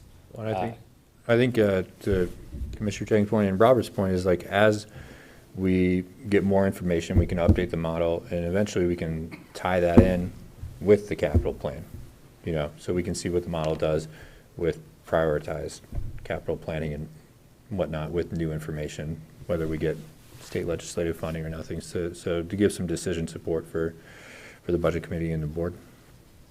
Yeah, right now we're treating TRT as Obi-Wan Kenobi. It's our only hope, and we need. And I'm not saying you shouldn't use the available tool that you have, but we do need to understand, like you say, it's very unpredictable where TRT is going to go. So we need to understand the inherent risks of saying, well, this might be able to save us. That's just my concern in this whole conversation. Well, one of my 3 concerns in this whole conversation. And transient room tax, there's a, big pie there, and part of it is basically for government purposes, and it's a variable amount, so that's Yeah. the only scary part. But it's okay to use it for the needs of the county. So, I mean, it's Agreed. not a bad thing, it's just how do we allocate it? Yeah. And it's variable. And And that's also, Oh, go ahead. that's also why staff is recommending the increase, the 6 cents on the property tax rate is because of the variability of the TRT. So that there's a little bit of Cushion. safety there. We have a slide coming up in 2 or 3 slides where we begin to identify some of these forthcoming capital projects. We'll just highlight a couple of those. But certainly, that's not going to be all going forward. As a growing county with growing staff, we're not all going to be able to work remotely, of course, and there's going to be a need for further expansions. One of the challenges we've honestly had over the past year in our facilities department has been the impact of the Great Resignation. We've lost some really, really key people in that department, which is limited. I mean, Lee's working, seems like 2 to 3 jobs all the time on all these different projects. He's managing the P&P expansion, the courthouse expansion project, the public facility campus plan area. I mean, one of the things we would all like to be doing is doing a master plan for this entire campus right here, not just the courthouse. So there's a lot of work that we need to do, and there are unfortunately a lot of unknowns at this point about what our expansion needs are going to be and what those associated costs will be. Yeah, there's a lot of unknowns going forward right now. We've seen the increase in interest rates, and then we see these growth curves and how extreme they are.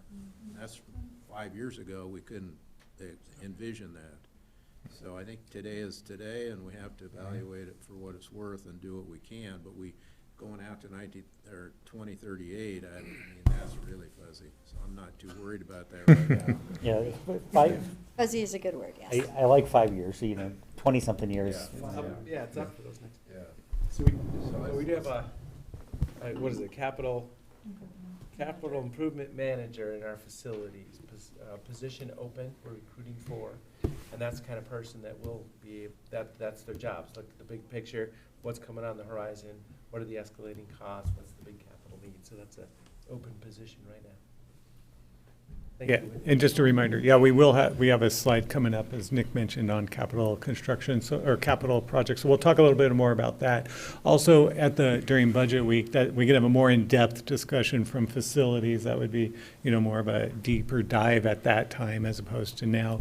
Just a reminder too, what we're looking at here, it's what is funded by the general fund. So talking about solid waste, they have fees that can pay for their own costs. So this is also concentrating on projects that the general fund would pay for, which is different than countywide, because other funds could pay for their projects too, which would be a different analysis outside of the funding that we have available for general government sources. Well, there might be a need to push some future general fund projects to be more funded departmentally, and get the departments thinking about that ahead of time.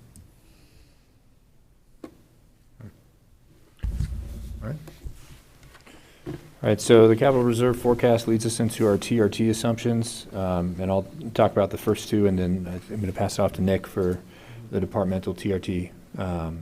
So as we've all discussed, TRT is highly variable and difficult to project. Our FY24 TRT projection was $12.5 million approximately. We took a 3-year average, which is a pretty simple way of doing it, but also we realize that it's been super volatile, and some of the comments that we're hearing is that it may potentially be decreasing a little bit. So that's our best guess right now as to where it might kind of be offset in fiscal year 24. Obviously, as we get more information, as we get farther along in this fiscal year, we might be able to update that number for the proposed budget. And then I'll pass it off to Nick for departmental TRT transfer questions for the budget committee consideration in view of, the capital reserve and debt funding and future debt funding. Thanks, Dan. Yeah, the first one is the general fund, or TRT has subsidized environmental health for the restaurant inspections for quite some time, and I can't remember the exact amount. It's over $400,000. at this point. And so one of our questions we're going to be seeking direction on from the Budget Committee is, do we continue to just increase the TRT transfers to keep those as subsidized as they are today, or do we hold that flat and we begin to increase fees? And I don't know what the magnitude of that is at this point, but what their increased costs are and what that fee increase might look like. So that's going to be one question. And then let me get to the big one. And this is, Eric mentioned earlier that a couple of years ago, well, if we go in the Wayback Machine, and Commissioner DeBonne mentioned it, that TRT was transferred to the sheriff's office for the jail at 2.1 million, and then it increased to 2.6 million, and then it increased to 3.1 million. And then a couple of years ago, there was the idea was a $500,000 additional transfer to 3.6 million, which is what Commissioner Dare saw in the little yellow bottom of that quadrant of the circle. That was continued last year. And so coming to the committee, we wanted to pose the question, what do we assume going forward? What I didn't want to do was to surprise the sheriff with this question. So yesterday, Robert, Dan, and I met with the sheriff and the sheriff's leadership team. And it was a robust discussion about the state of their finances and operations. And the sheriff stated, and I don't have the details of the data, but he stated that about a third of their operations serve tourists, or as a result, or caused by tourists, or directly impacted by tourism, and that equates to about a $5.4 million budget. So not only do they have significant concerns about reducing the 3.6 to back to 3.1, but he stated clearly that they're going to ask for 4.1 million in unallocated TRT this next year. And so I confirmed that I could share that with the Budget Committee today, and he and his leadership team confirmed that I could. And so I just wanted to give you a sense of where the sheriff's office is today. It immediately makes me think about what I mentioned earlier in this meeting, that we had, you see it on the next slide, the public safety campus, big chunk of that, I believe is, or 2 slides from now, I believe is this jail remodel. And I don't think that they are looking at that with a viable concept of how they're going to fund that jail remodel right now. So I mean, I think we need to be working together, thinking about current needs and that big, maybe now is the time to use the word lump in the snake. You used it before I did, go ahead. that we know is coming, but we need to be working together now and looking towards the future to use TRT, to use the full assessment rates for the sheriff's office, both districts, to address the needs that the sheriff's office is going to have in the next few years. You're trying to, in some ways, I think it's better, it would be a better play for them to come asking for a significant bump up in TRT when that jail remodel is coming ripe, rather than right now. I would view that, I think that's a really good reason to ask for a bump up in TRT. And right now, if they have needs that, they did rejigger their rates last year a little bit, but if they still have continuing needs to get to full capacity, I really want them to continue to look at their assessed rates before they ask for a big chunk of additional TRT. This is a microcosm for what we're really discussing here. Is TRT more useful as a CapEx or an OpEx solution? Right now, to use the Saturday Night Live phrase from a long time ago, it's a floor wax and a dessert topping. So but I think to some degree, either we need a recommendation from staff in terms of what's the best use operationally, well, I shouldn't reuse that word. Is TRT better used as CapEx or OpEx? And what are the analytics that we would put in that would do that? And then how do you pass that information back to the various departments to determine where it goes? The statement that you're coming in with, at least as far as I can tell this today, is right now it's trending CapEx. And frankly, I probably support that with the limited information that I have. But it's really down more to, okay, well then how do you fill up some of the operational holes that you're creating by reallocating the unallocated TRT to a CapEx model? Yeah, I think you spoke to that well, Jim, and absent, a large infusion of cash from the state and, we did our best to budget as we are right now as the county, and looking forward, that's probably well stated. There's a but coming, but I'm waiting on a couple more slides. Well, should we be consistent? I mean, if it's a third of it's TRT, the cost of tourism should pay for itself. If we're going to say for the inspections for the restaurants, a fee should, cover the cost. I don't know. Well, it actually seems like our tourists are becoming more impactful because it was a quarter. And I think the traffic court showed it that a quarter of those cases were from tourists. So he's now saying it's up to a third of our problems. I know I used to use a quarter for the courthouse, why we needed more judges than what our population indicated.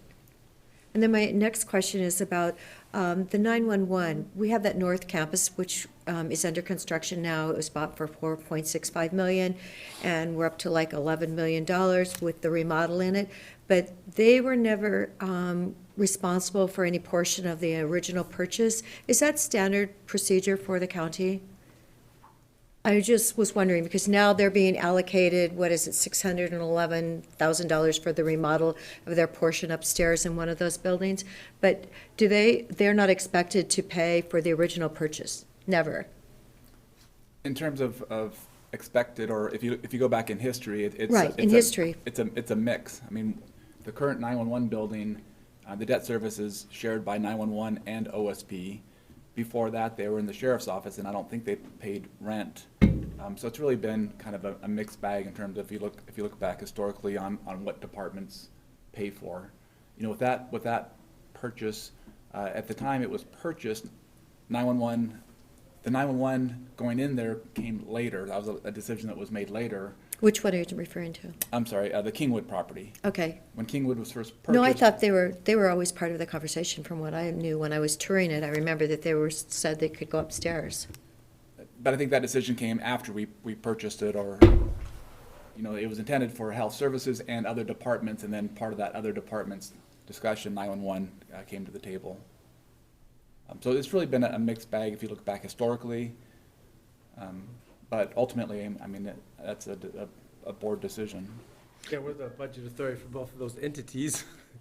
Right, I know, but I just thought it was kind of inconsistent, that, okay, we bought the building, but now they're going to pay for the remodel, but they're not paying for their portion of the original building, that allocation. So I just was wondering. Sometimes sunk cost is sunk cost. What? Sometimes sunk cost is sunk cost. I mean, you just have to deal with the decision that was made. And if you want to push yourself back to go revisit it for a good reason, you can do that. But a lot of times that's just, Well, it wasn't that long ago that we bought this building.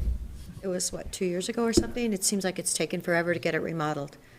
So, and it is over 20,000 square feet, and we keep hearing about how we're going to be short on square footage, and yet that's 20,000 square feet. So it is going to be significant, or actually I think the number's even a bit more than that. So that will be coming in the system at some point in time. And then the other question is, how many people are really working remotely and aren't in their office very often? That's another question that we haven't really seen, have we? Because I know there are people that are working significantly remotely. Well, the parking analysis gave us some data to speak to that, at least for the downtown campus. I don't know for the county overall, but there's places like the landfill and road department where there's not that much work you can do from home. I wanted to return to the, this argument about, well, a third of the work that the sheriff's office does is tourist-related, and just say that TRT is not the only way that tourism financially supports the sheriff's office. A hotel, it pays property taxes for the two districts, the two sheriff's districts. A short-term rental, a house that's used basically as a short-term rental, is paying TRT and is paying property taxes. So, I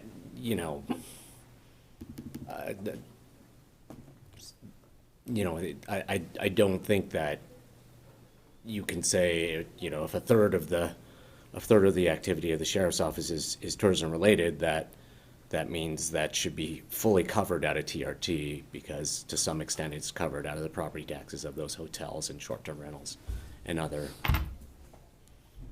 restaurants that are, are viable because of tourism. They're paying property taxes too.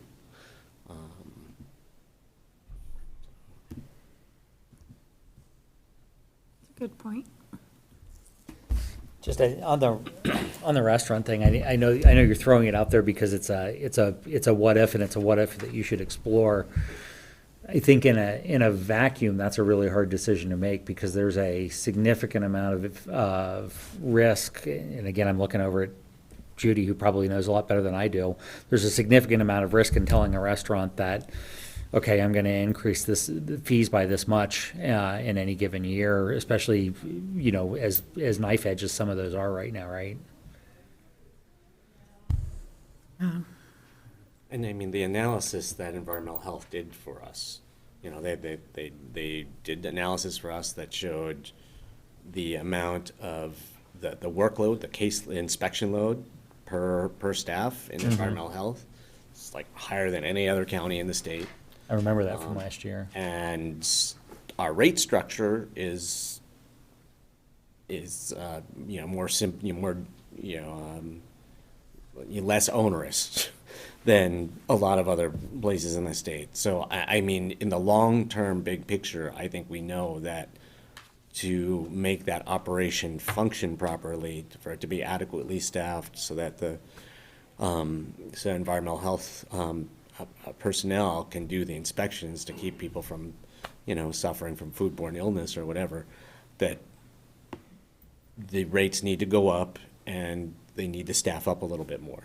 That said, throughout COVID, I mean, there's been a real reluctance to do that. And I'm sympathetic to that. It's not a great time to tell a business that really suffered because of the pandemic that you're hitting them up with a new fee. On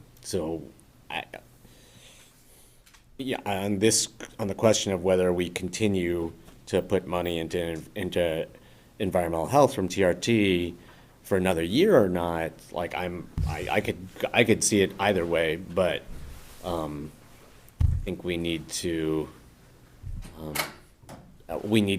just look at that question, being mindful that it's going to have to come. Those fee increases are going to have to come eventually. But both of these discussions are mindful of what's the policy, and from a budget committee perspective, the bright line says that we're approving a budget. The policy is being decided from a county and an administrative aspect. I don't want to throw this back at it, but I think there's a lot more discussion on this and several other things in terms of, how do we want to allocate dollars? I think we need to be educated on what's the policy and what's the change in policy and how those dollars are being allocated that you're asking the budget committee itself to approve. Just to, bring it back, kind of these considerations are in view of the debt coming up and capital maintenance. And so right now, we're budgeting $12.5 million in TRT in fiscal year '24. Just so folks know, that would if the sheriff stayed at, 3.6 and we did the 2 million, well, we're definitely doing the 2 million to Sun River in 24 and 25, that would mean that we'd have approximately, if it came in as budgeted, about $1.4 million in unallocated TRT going into that capital reserve, which is, just kind of enough to cover that $6 million cost when you think about that on top of a 4.9, 4.8 general fund transfer in. So really that's the conversation is, are we reducing unallocated TRT to like Jim said, for capital and debt needs, or are we using it for operations? So.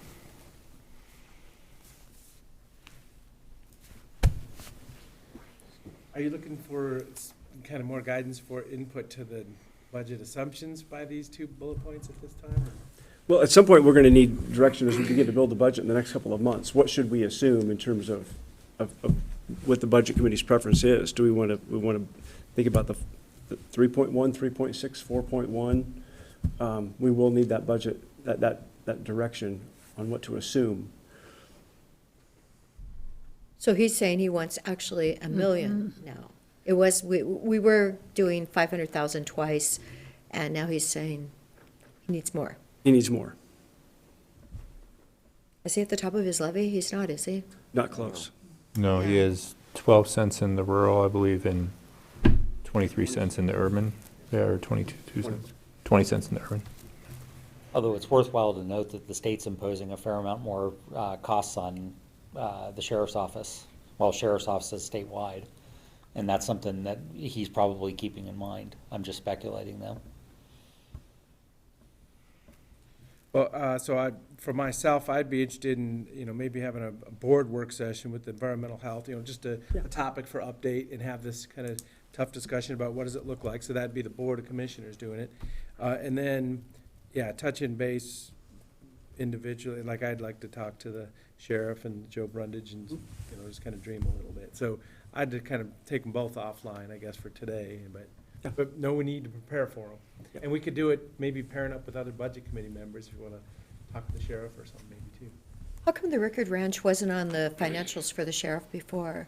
I know it's like 264,000 for their budget expense. Hasn't that been around for a long time? I'm not familiar. Did they separate it out or It something? just used to be rolled up in a different category, and this year they broke it out into more detail. Okay, thank you. That's kind of what I thought. I was thinking it had to be somewhere, because I know people have been donating for that program for a long time. Yeah, thank you. And the sheriff did mention that when we met yesterday. That's something that they do take on, and that they're not obligated to do, but they do perform Get a that lot of good service. public service out of that. Yeah. And if the Board of County Commissioners meets with environmental health to get an update on how many inspections are happening, how many are not happening, and what's the impact on the restaurants and the increase of fees that they estimate, Yeah, because then we'll have it all laid out for us. that way, I think, but I mean, my philosophy is that it should pay for itself. I mean, it's a health and safety issue. And I think it's important to have those inspections done. It's important for the restaurants. Saves them in their liability and, if something were to happen. But I don't know what that looks like, and I don't know if it's gonna put overburden on the restaurants. Well, and I absolutely support having the good capacity, making the presence, explaining best practices, because if you can stay ahead of it, then they're not writing violations for bad situations. It's good situations and people are safe. So it's good to have capacity there also. I know my purse fell under the table once at a restaurant, and I had to get it, and with my flashlight, and I said, "Oh, we're never coming back here again." No, really. Never looking. It was scary. Yeah, you don't know. I love it when you go to a spotless bathroom. It's a good idea. Yes, they've got to do a great job. So No, I it's a think. good idea if we can meet with environmental health sooner rather than later. Sure. So that- Get ahead of the so- game. Yeah, so we can, commissioners can meet with the sheriff and environmental health, and then that way we will know what number to plug in for our proposed budget. That's great. And so just to finish up the slide, as we've talked about, TRT will be transferred to the county reserve for debt service as a strategy for long-term financial stability.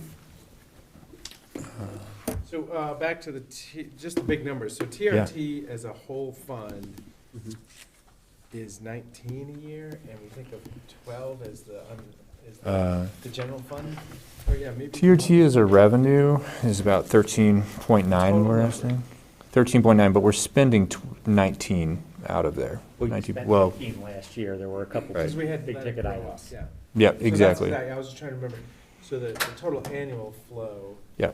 We don't, the only thing left in the reserve for TRT at this point in time is Yeah. the payments for Sun River. So yeah, that was just an opportunity.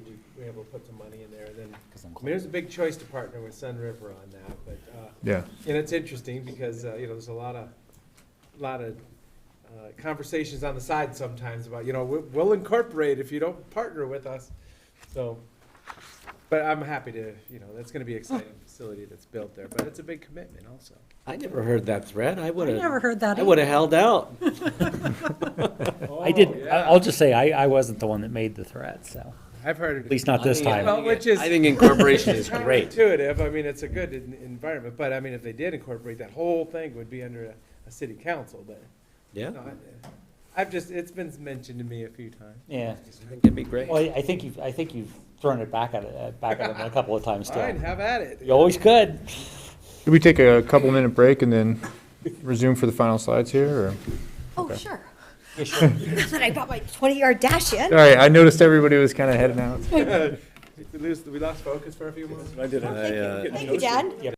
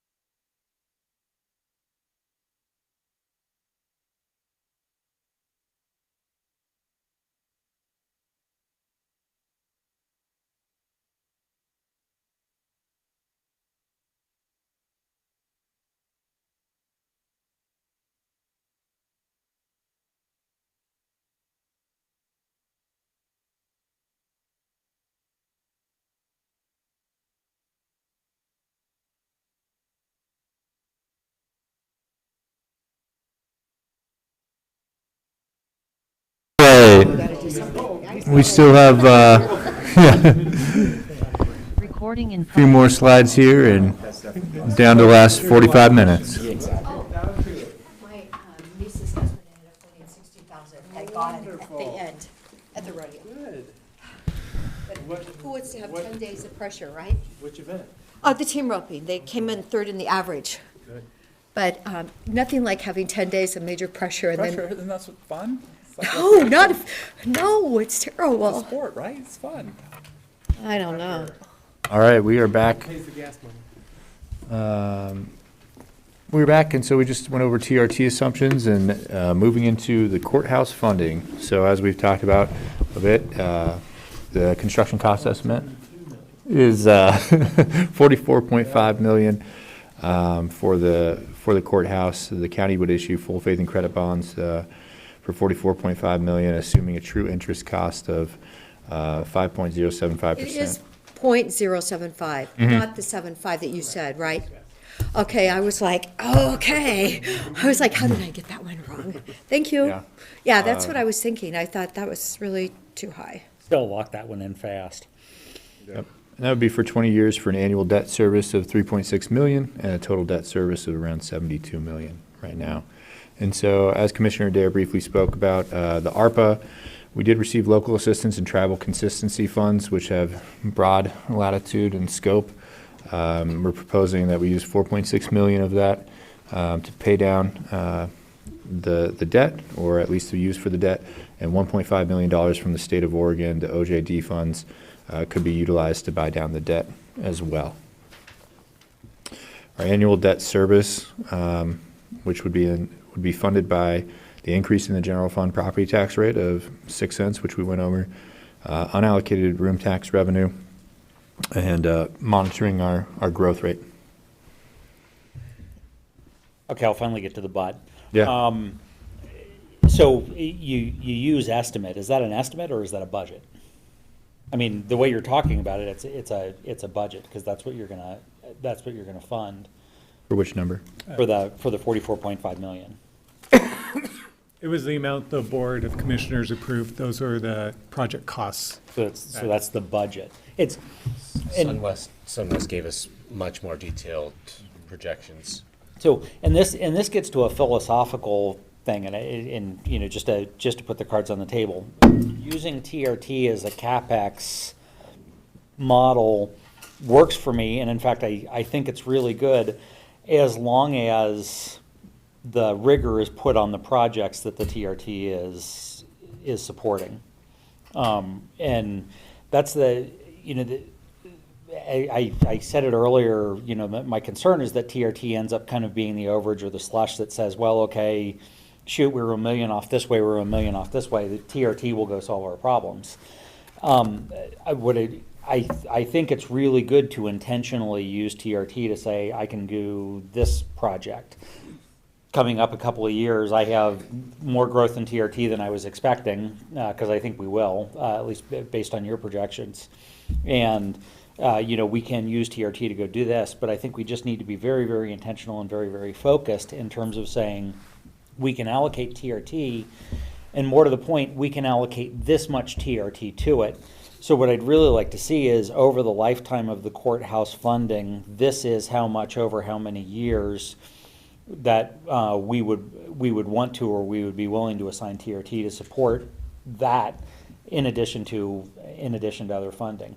And I'm just using that because, I mean, you've used that for a model for at least one other that we've discussed, which would be the Center River Public Safety Building, where the ask was, this much, we'll figure out how to fund the rest. I'm not saying that's a perfect model, but I'm saying it's a useful model so that you know where you're allocating your dollars and where overages can otherwise be spent on other opportunity. So let me hop off the soapbox on that. But that's the real encouragement, and that's the lens that I'm going to be looking at from a budget committee standpoint when you're actually coming to say, I want to allocate TRT to go do X. And we do have those numbers in the model. I'd have to check, but we do have modeled out how much TRT would be over the life of a 20 years, as we've discussed, if there wasn't an infusion of large CapEx funds. Yeah, we as a budget committee have so little time in front of this versus, the three county commissioners that I have great faith in and the county staff that I have equally great faith in. I really expect that it's gonna come out that says, okay, here's how we're doing the spending and here's how we think it can be allocated and delivered. That makes it really easy for us to approve. If you, again, if we start to get into some of these in a vacuum, can the budget committee make this decision? That's where I personally get a little uncomfortable and, with appropriate use of the taxpayer money, and I start to get doubtful as to whether that's a good idea.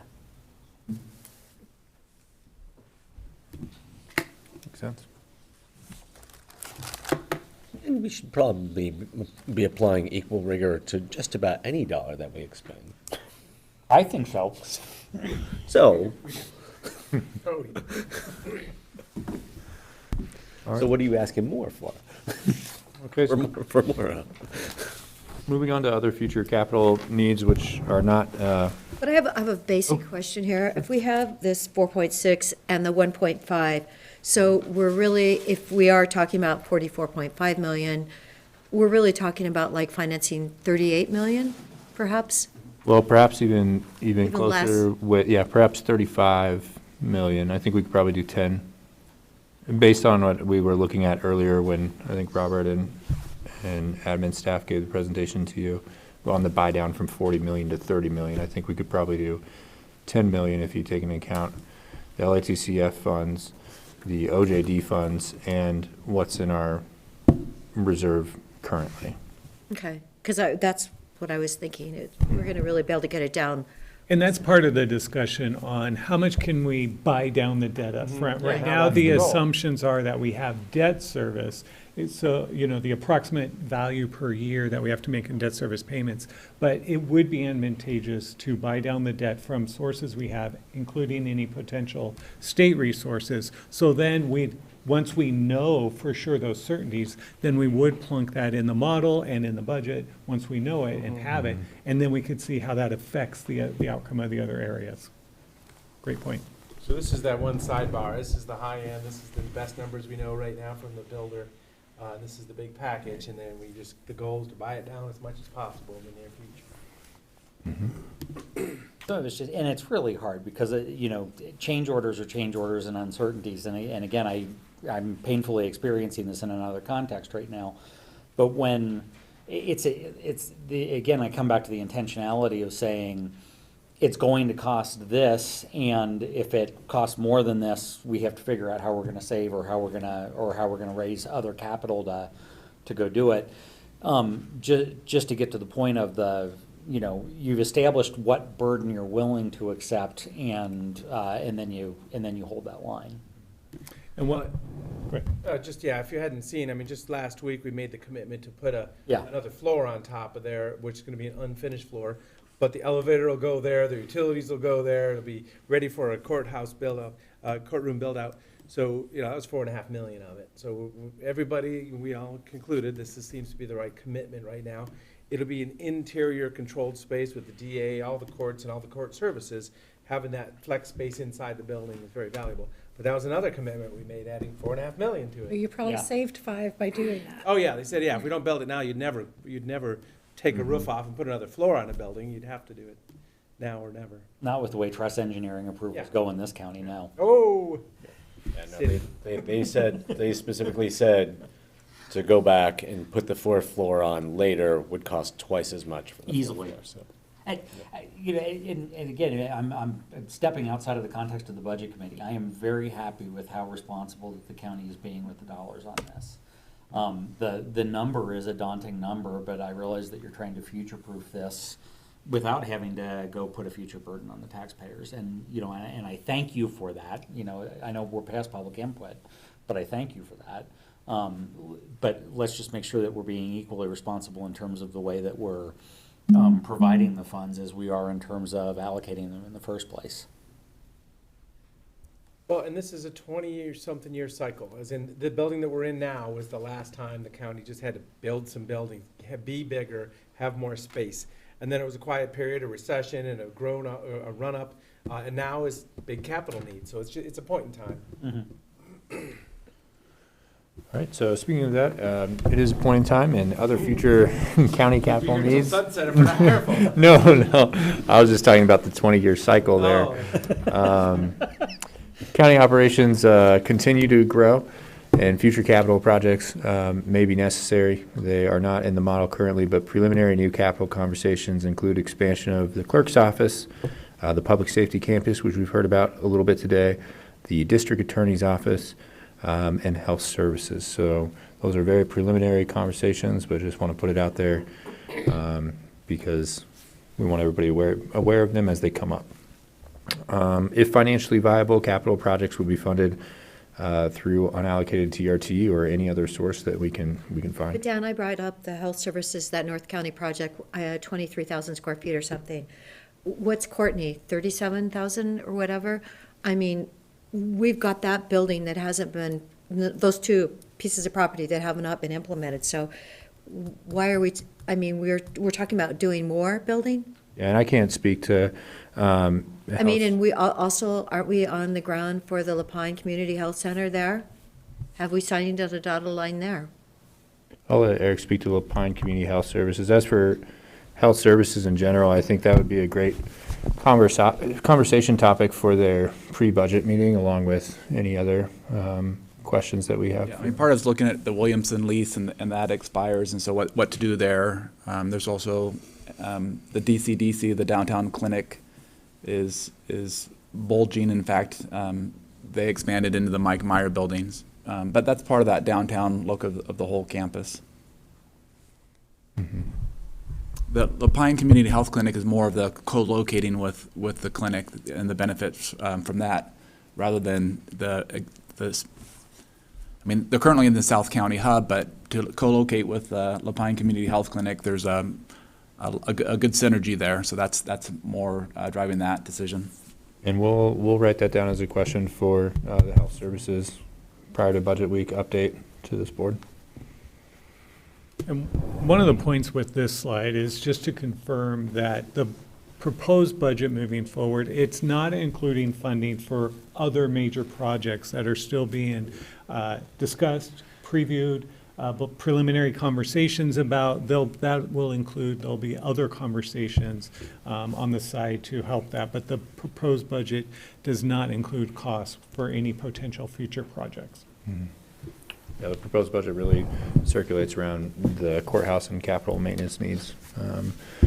And so speaking of capital maintenance needs, which is Fund 070, they typically get 3 cents in property funding or property taxes funding, which equates to about $900,000 and about $500,000 right now in general fund transfer as well. And after speaking with Lee, you know, the capital maintenance, which are roofs and HVAC systems and things of that nature, we'll probably have another cycle of go around, and they may need a larger infusion of general fund to cover kind of those critical capital maintenance needs here in the future. Is it better off to do it in one large infusion, or is it better off to do an incremental increase? Yeah, I guess we'd probably need to talk to the department about that. Capital maintenance needs, I think they have a way of, some of them are planned and some of them they're unplanned, right? Yeah. So, but we could definitely speak with Lee on that. It's a great question. All right, moving forward. Health insurance rates. So as we spoke before, department rates were reduced in fiscal year 20 by 5% to balance revenue with claims, and really to start that planned decrease of the reserve. And we did hit that pretty quickly with the COVID-19 pent-up demand. Premiums no longer cover the cost, and department rates will increase 11% in fiscal year 24 from $1,535 per month to $1,703.85, and we're building that into the proposed budget. There's no change in employees' rates since 2016, but rates may possibly change mid-year in fiscal 24. We just need to keep analyzing that. So that's a calculated number, so you're saying 11%? Yep. From our health benefits people, or? Yeah, that's the charge to, I mean, yeah, part of it's from our health, our Davidson is our actuarial. But it's also just our internal look at the forecast of where our reserve levels are versus the reserve policy and where our claims are heading. And then the possible rate change mid-year is saying that that might not be enough? Is that? The possible rate change mid-year is, so the premium is for the departments or the employer, and that last bullet point right there would be for the employee. We typically, we charge $90 an employee. And And that would be effective in January. in January. Okay. That's just that cycle Yeah. where EVAC goes through the recommendations. And there was some talk about potentially increasing that, Or having a tiered rate. or two. Got it. Yeah, so Mhm. that's that Combination. discussion though. Yeah. Okay, got it. Mhm. And so the reason for the 11% increase is on this health benefits reserve forecast. We worked with HR and finance and obviously took into account their actuarial considerations as well. And 11% one time is this graph on the left. So this would be the proposed budget with 11%, but without anything after that. And we use pretty conservative expenditure numbers, but really our premiums, even with the 11% increase, we just want to cover the cost. So what we're looking at, just to give the committee an idea as a kind of a smoothing of the curve ongoing, would be the health benefits reserve fund at 11% in fiscal year '24, plus a 5.5% ongoing for some time, 4 or 5 years, and then we could re-examine. So it's 11% on this specific thing. What does that mean in terms of overall burden change per employee? Well, so there we have the employee charges of $90 a month, so that's not changing as of yet. Right. Yeah, no, I meant just from because this all is coming out of personnel costs, would be. Right, would be yeah, my it's all guess. charged. So what's the change in the burden rate that you have to assume to go do that across the department? Yeah, it was $1,535 per month to $1,703, and what that aggregate number is, I'd have to look, but I think we did run the personnel model, and I do think it's gonna be somewhere in the 2 million something. Yeah, I was gonna guess it was like a 4 or 5% change. Yeah. In individual burden. Mm-hmm. That's tough. Yeah, but our reserve you don't have a level. choice. Yeah, yeah, if we didn't raise it, our reserve would be, without this 11% increase, there's a good chance that reserve wouldn't be there in '25. Because we budgeted, and it looks like it's coming in that way, to lose about 3 million in ending working capital in '23. So, and if there's still a continued lag, or if expenditures remain higher, which you can see we didn't estimate based on that graph, we would need to have, these kind of one-time increases. So there's finally some good news around your vacancy rates. Well, vacancies, departments don't pay vacancy rate insurance, so, yeah.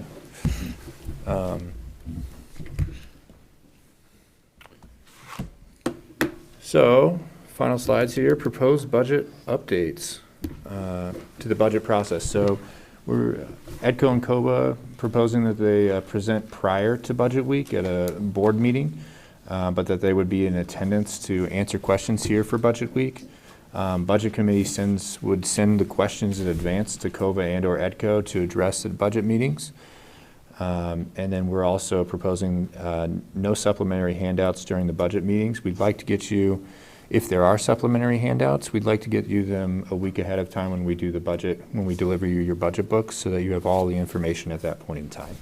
And then if necessary, departments would provide those in advance. So just to make sure I got this right, so the budget committee would get a presentation from EDCO and COVA ahead of time using some mechanism.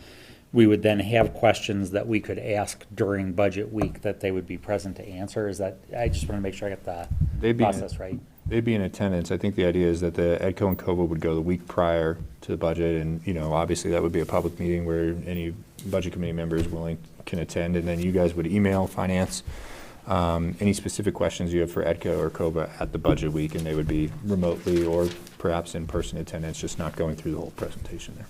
Okay. I appreciate that. Yeah, of course. It's a long week, yeah. Well, the good news, it's the week before the 3-day weekend. It is That the is week really before the nice 3 change. If they gave their presentations and recorded them, then our appointed budget committee members could watch them at their leisure, whenever they felt like it, before budget week. That's a good point, too, right. Yeah, that's a good option as well. We'll have to consider that. Budget calendar, we have not attached the entire budget document, because it's in some ways an internal document, but we are proposing the week before Memorial Day, as Commissioner Adair just pointed out, Monday through Thursday, with the last day, that Thursday being for deliberations of special requests and budget processes there. Health Services is tentatively scheduled to present Monday, May 1st, prior to budget week, but I do need to reach out and talk with Cheryl Smallman and Janice Garceau to get a time that for sure works for them. It might be a little bit earlier at the end of April or potentially a little bit later in May. And then reaching out to the Budget Committee, obviously, and the Board of County Commissioners. Obviously, Bruce isn't here, but are there any preliminary schedule conflicts, any vacations during this time period, or we look pretty good? Just Okay. wanted to hear when this was gonna land, so you could make other plans. Yeah, great. And then we'll keep you updated on when the finalized date for the Health Services pre-budget presentation will be. And then does anybody have any other questions today? Thank you for all the work you did today. Yeah, thank you guys. We appreciate the update. Thank you. So just from a wrap-up perspective, are there any additional comments or additional guidance that the Budget Committee wants to give staff? I don't feel like I have a good enough sense of exactly how much TRT we're talking about on an annual basis to make the capital project work. If we assume the 6 cent assessed rate increase, how much TRT does it take to keep our capital reserve at like a better place where we want it? Yeah, I mean, in the next 5 years, we're projecting that the general fund reserve will steadily decline from, the general fund transfer to the capital reserve will steadily decline from 4.9, maybe 4.6, 4.3, 3 point, fairly linearly there with operating expenditures. And when that happens, every time that happens, the gap needs to be filled by another 300,000 or 400,000 of TRT every year. So, just off the top, that's, if you're transferring 5 million in general fund and you have capital maintenance and debt costs of 6 million, we obviously have 5.5 in reserve too that we would spend down. But that difference between the general fund transfer, and that's assuming the 6 cents increase there, that difference would need to be filled by TRT, which in the early years might be $1 million. And as we trend farther out, if operational expenditures keep churning into general fund, which is a board and budget committee decision somewhere down the line, then TRT would potentially have to fill that entire gap as time goes on, based off or whatever's left in the reserve, the gap minus the reserve. We didn't have, in our packet today, we didn't have a little time series bar chart showing how much TRT it was gonna take each year.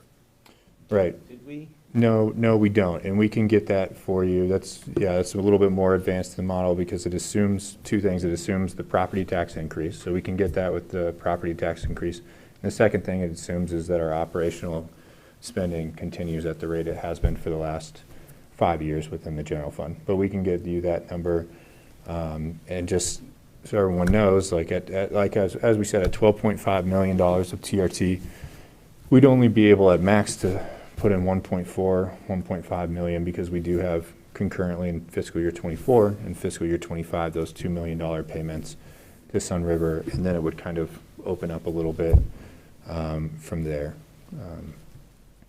Yeah, that'd be, if you could run a, Yeah, we we could put our assumptions in there. that would be really interesting to see. What might be worth it, and I honestly haven't thought much about it to see whether it would make sense, would be, do you have because typically as a budget committee, we're voting on an annual budget, but is there some guidance that we can give in terms of, here's a 10-year projected TRT run that, that the budget committee would nod its head at, that would say at a minimum, this much TRT would be allocated for capital reserve or for any project as you want to go. Because then you can decide, then we can decide where extra TRT is best allocated. But if you really said, if you set it at $1 million at a 5% CAGR, or even better, $1 million at a 10% CAGR, knowing that you're gonna have to increase that over time anyway, and just basically set that as a guideline, now you're setting yourself a longer term piece, and then determining, okay, am I using TRT to actually generate more TRT like we do with Visit Central Oregon, or am I, how otherwise am I using it?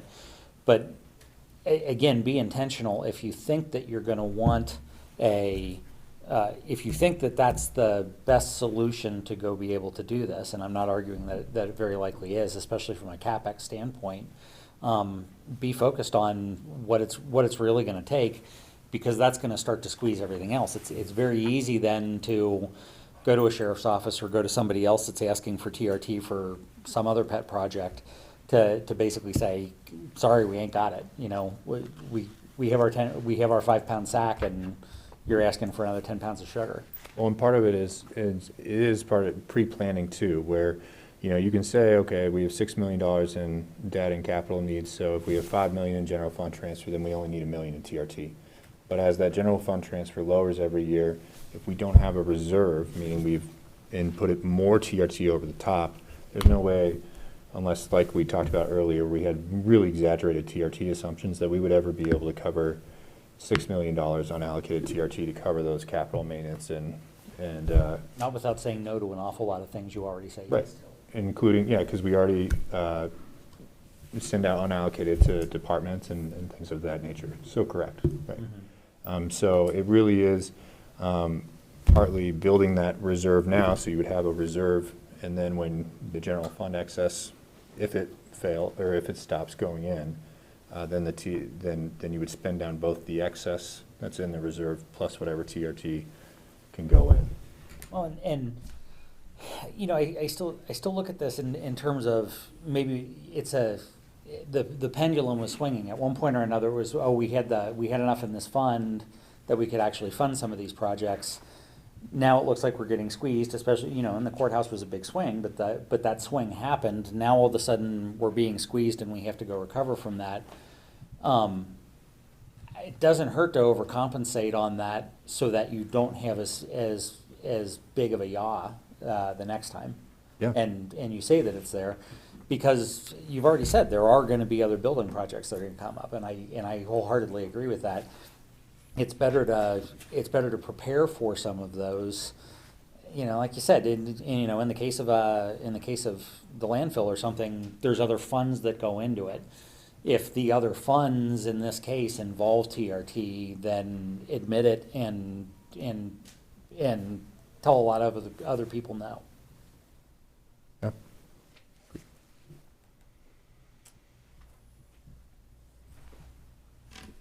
We're actually ahead of schedule. Are there any other comments or discussion that we want to have today? Well, it's going to be interesting. Will we hit the 14 million for TRT? It's almost 14 million projected for this year as the last financial. So will we hit that? I mean, we'll know through Christmas, won't we? We could all take a staycation and help. Well, yes, we're all going to stay here, and they actually said bookings through Christmas looked good. Isn't that what we heard at the meeting the other day? That's what I've heard. We don't want to underestimate the impact of snow.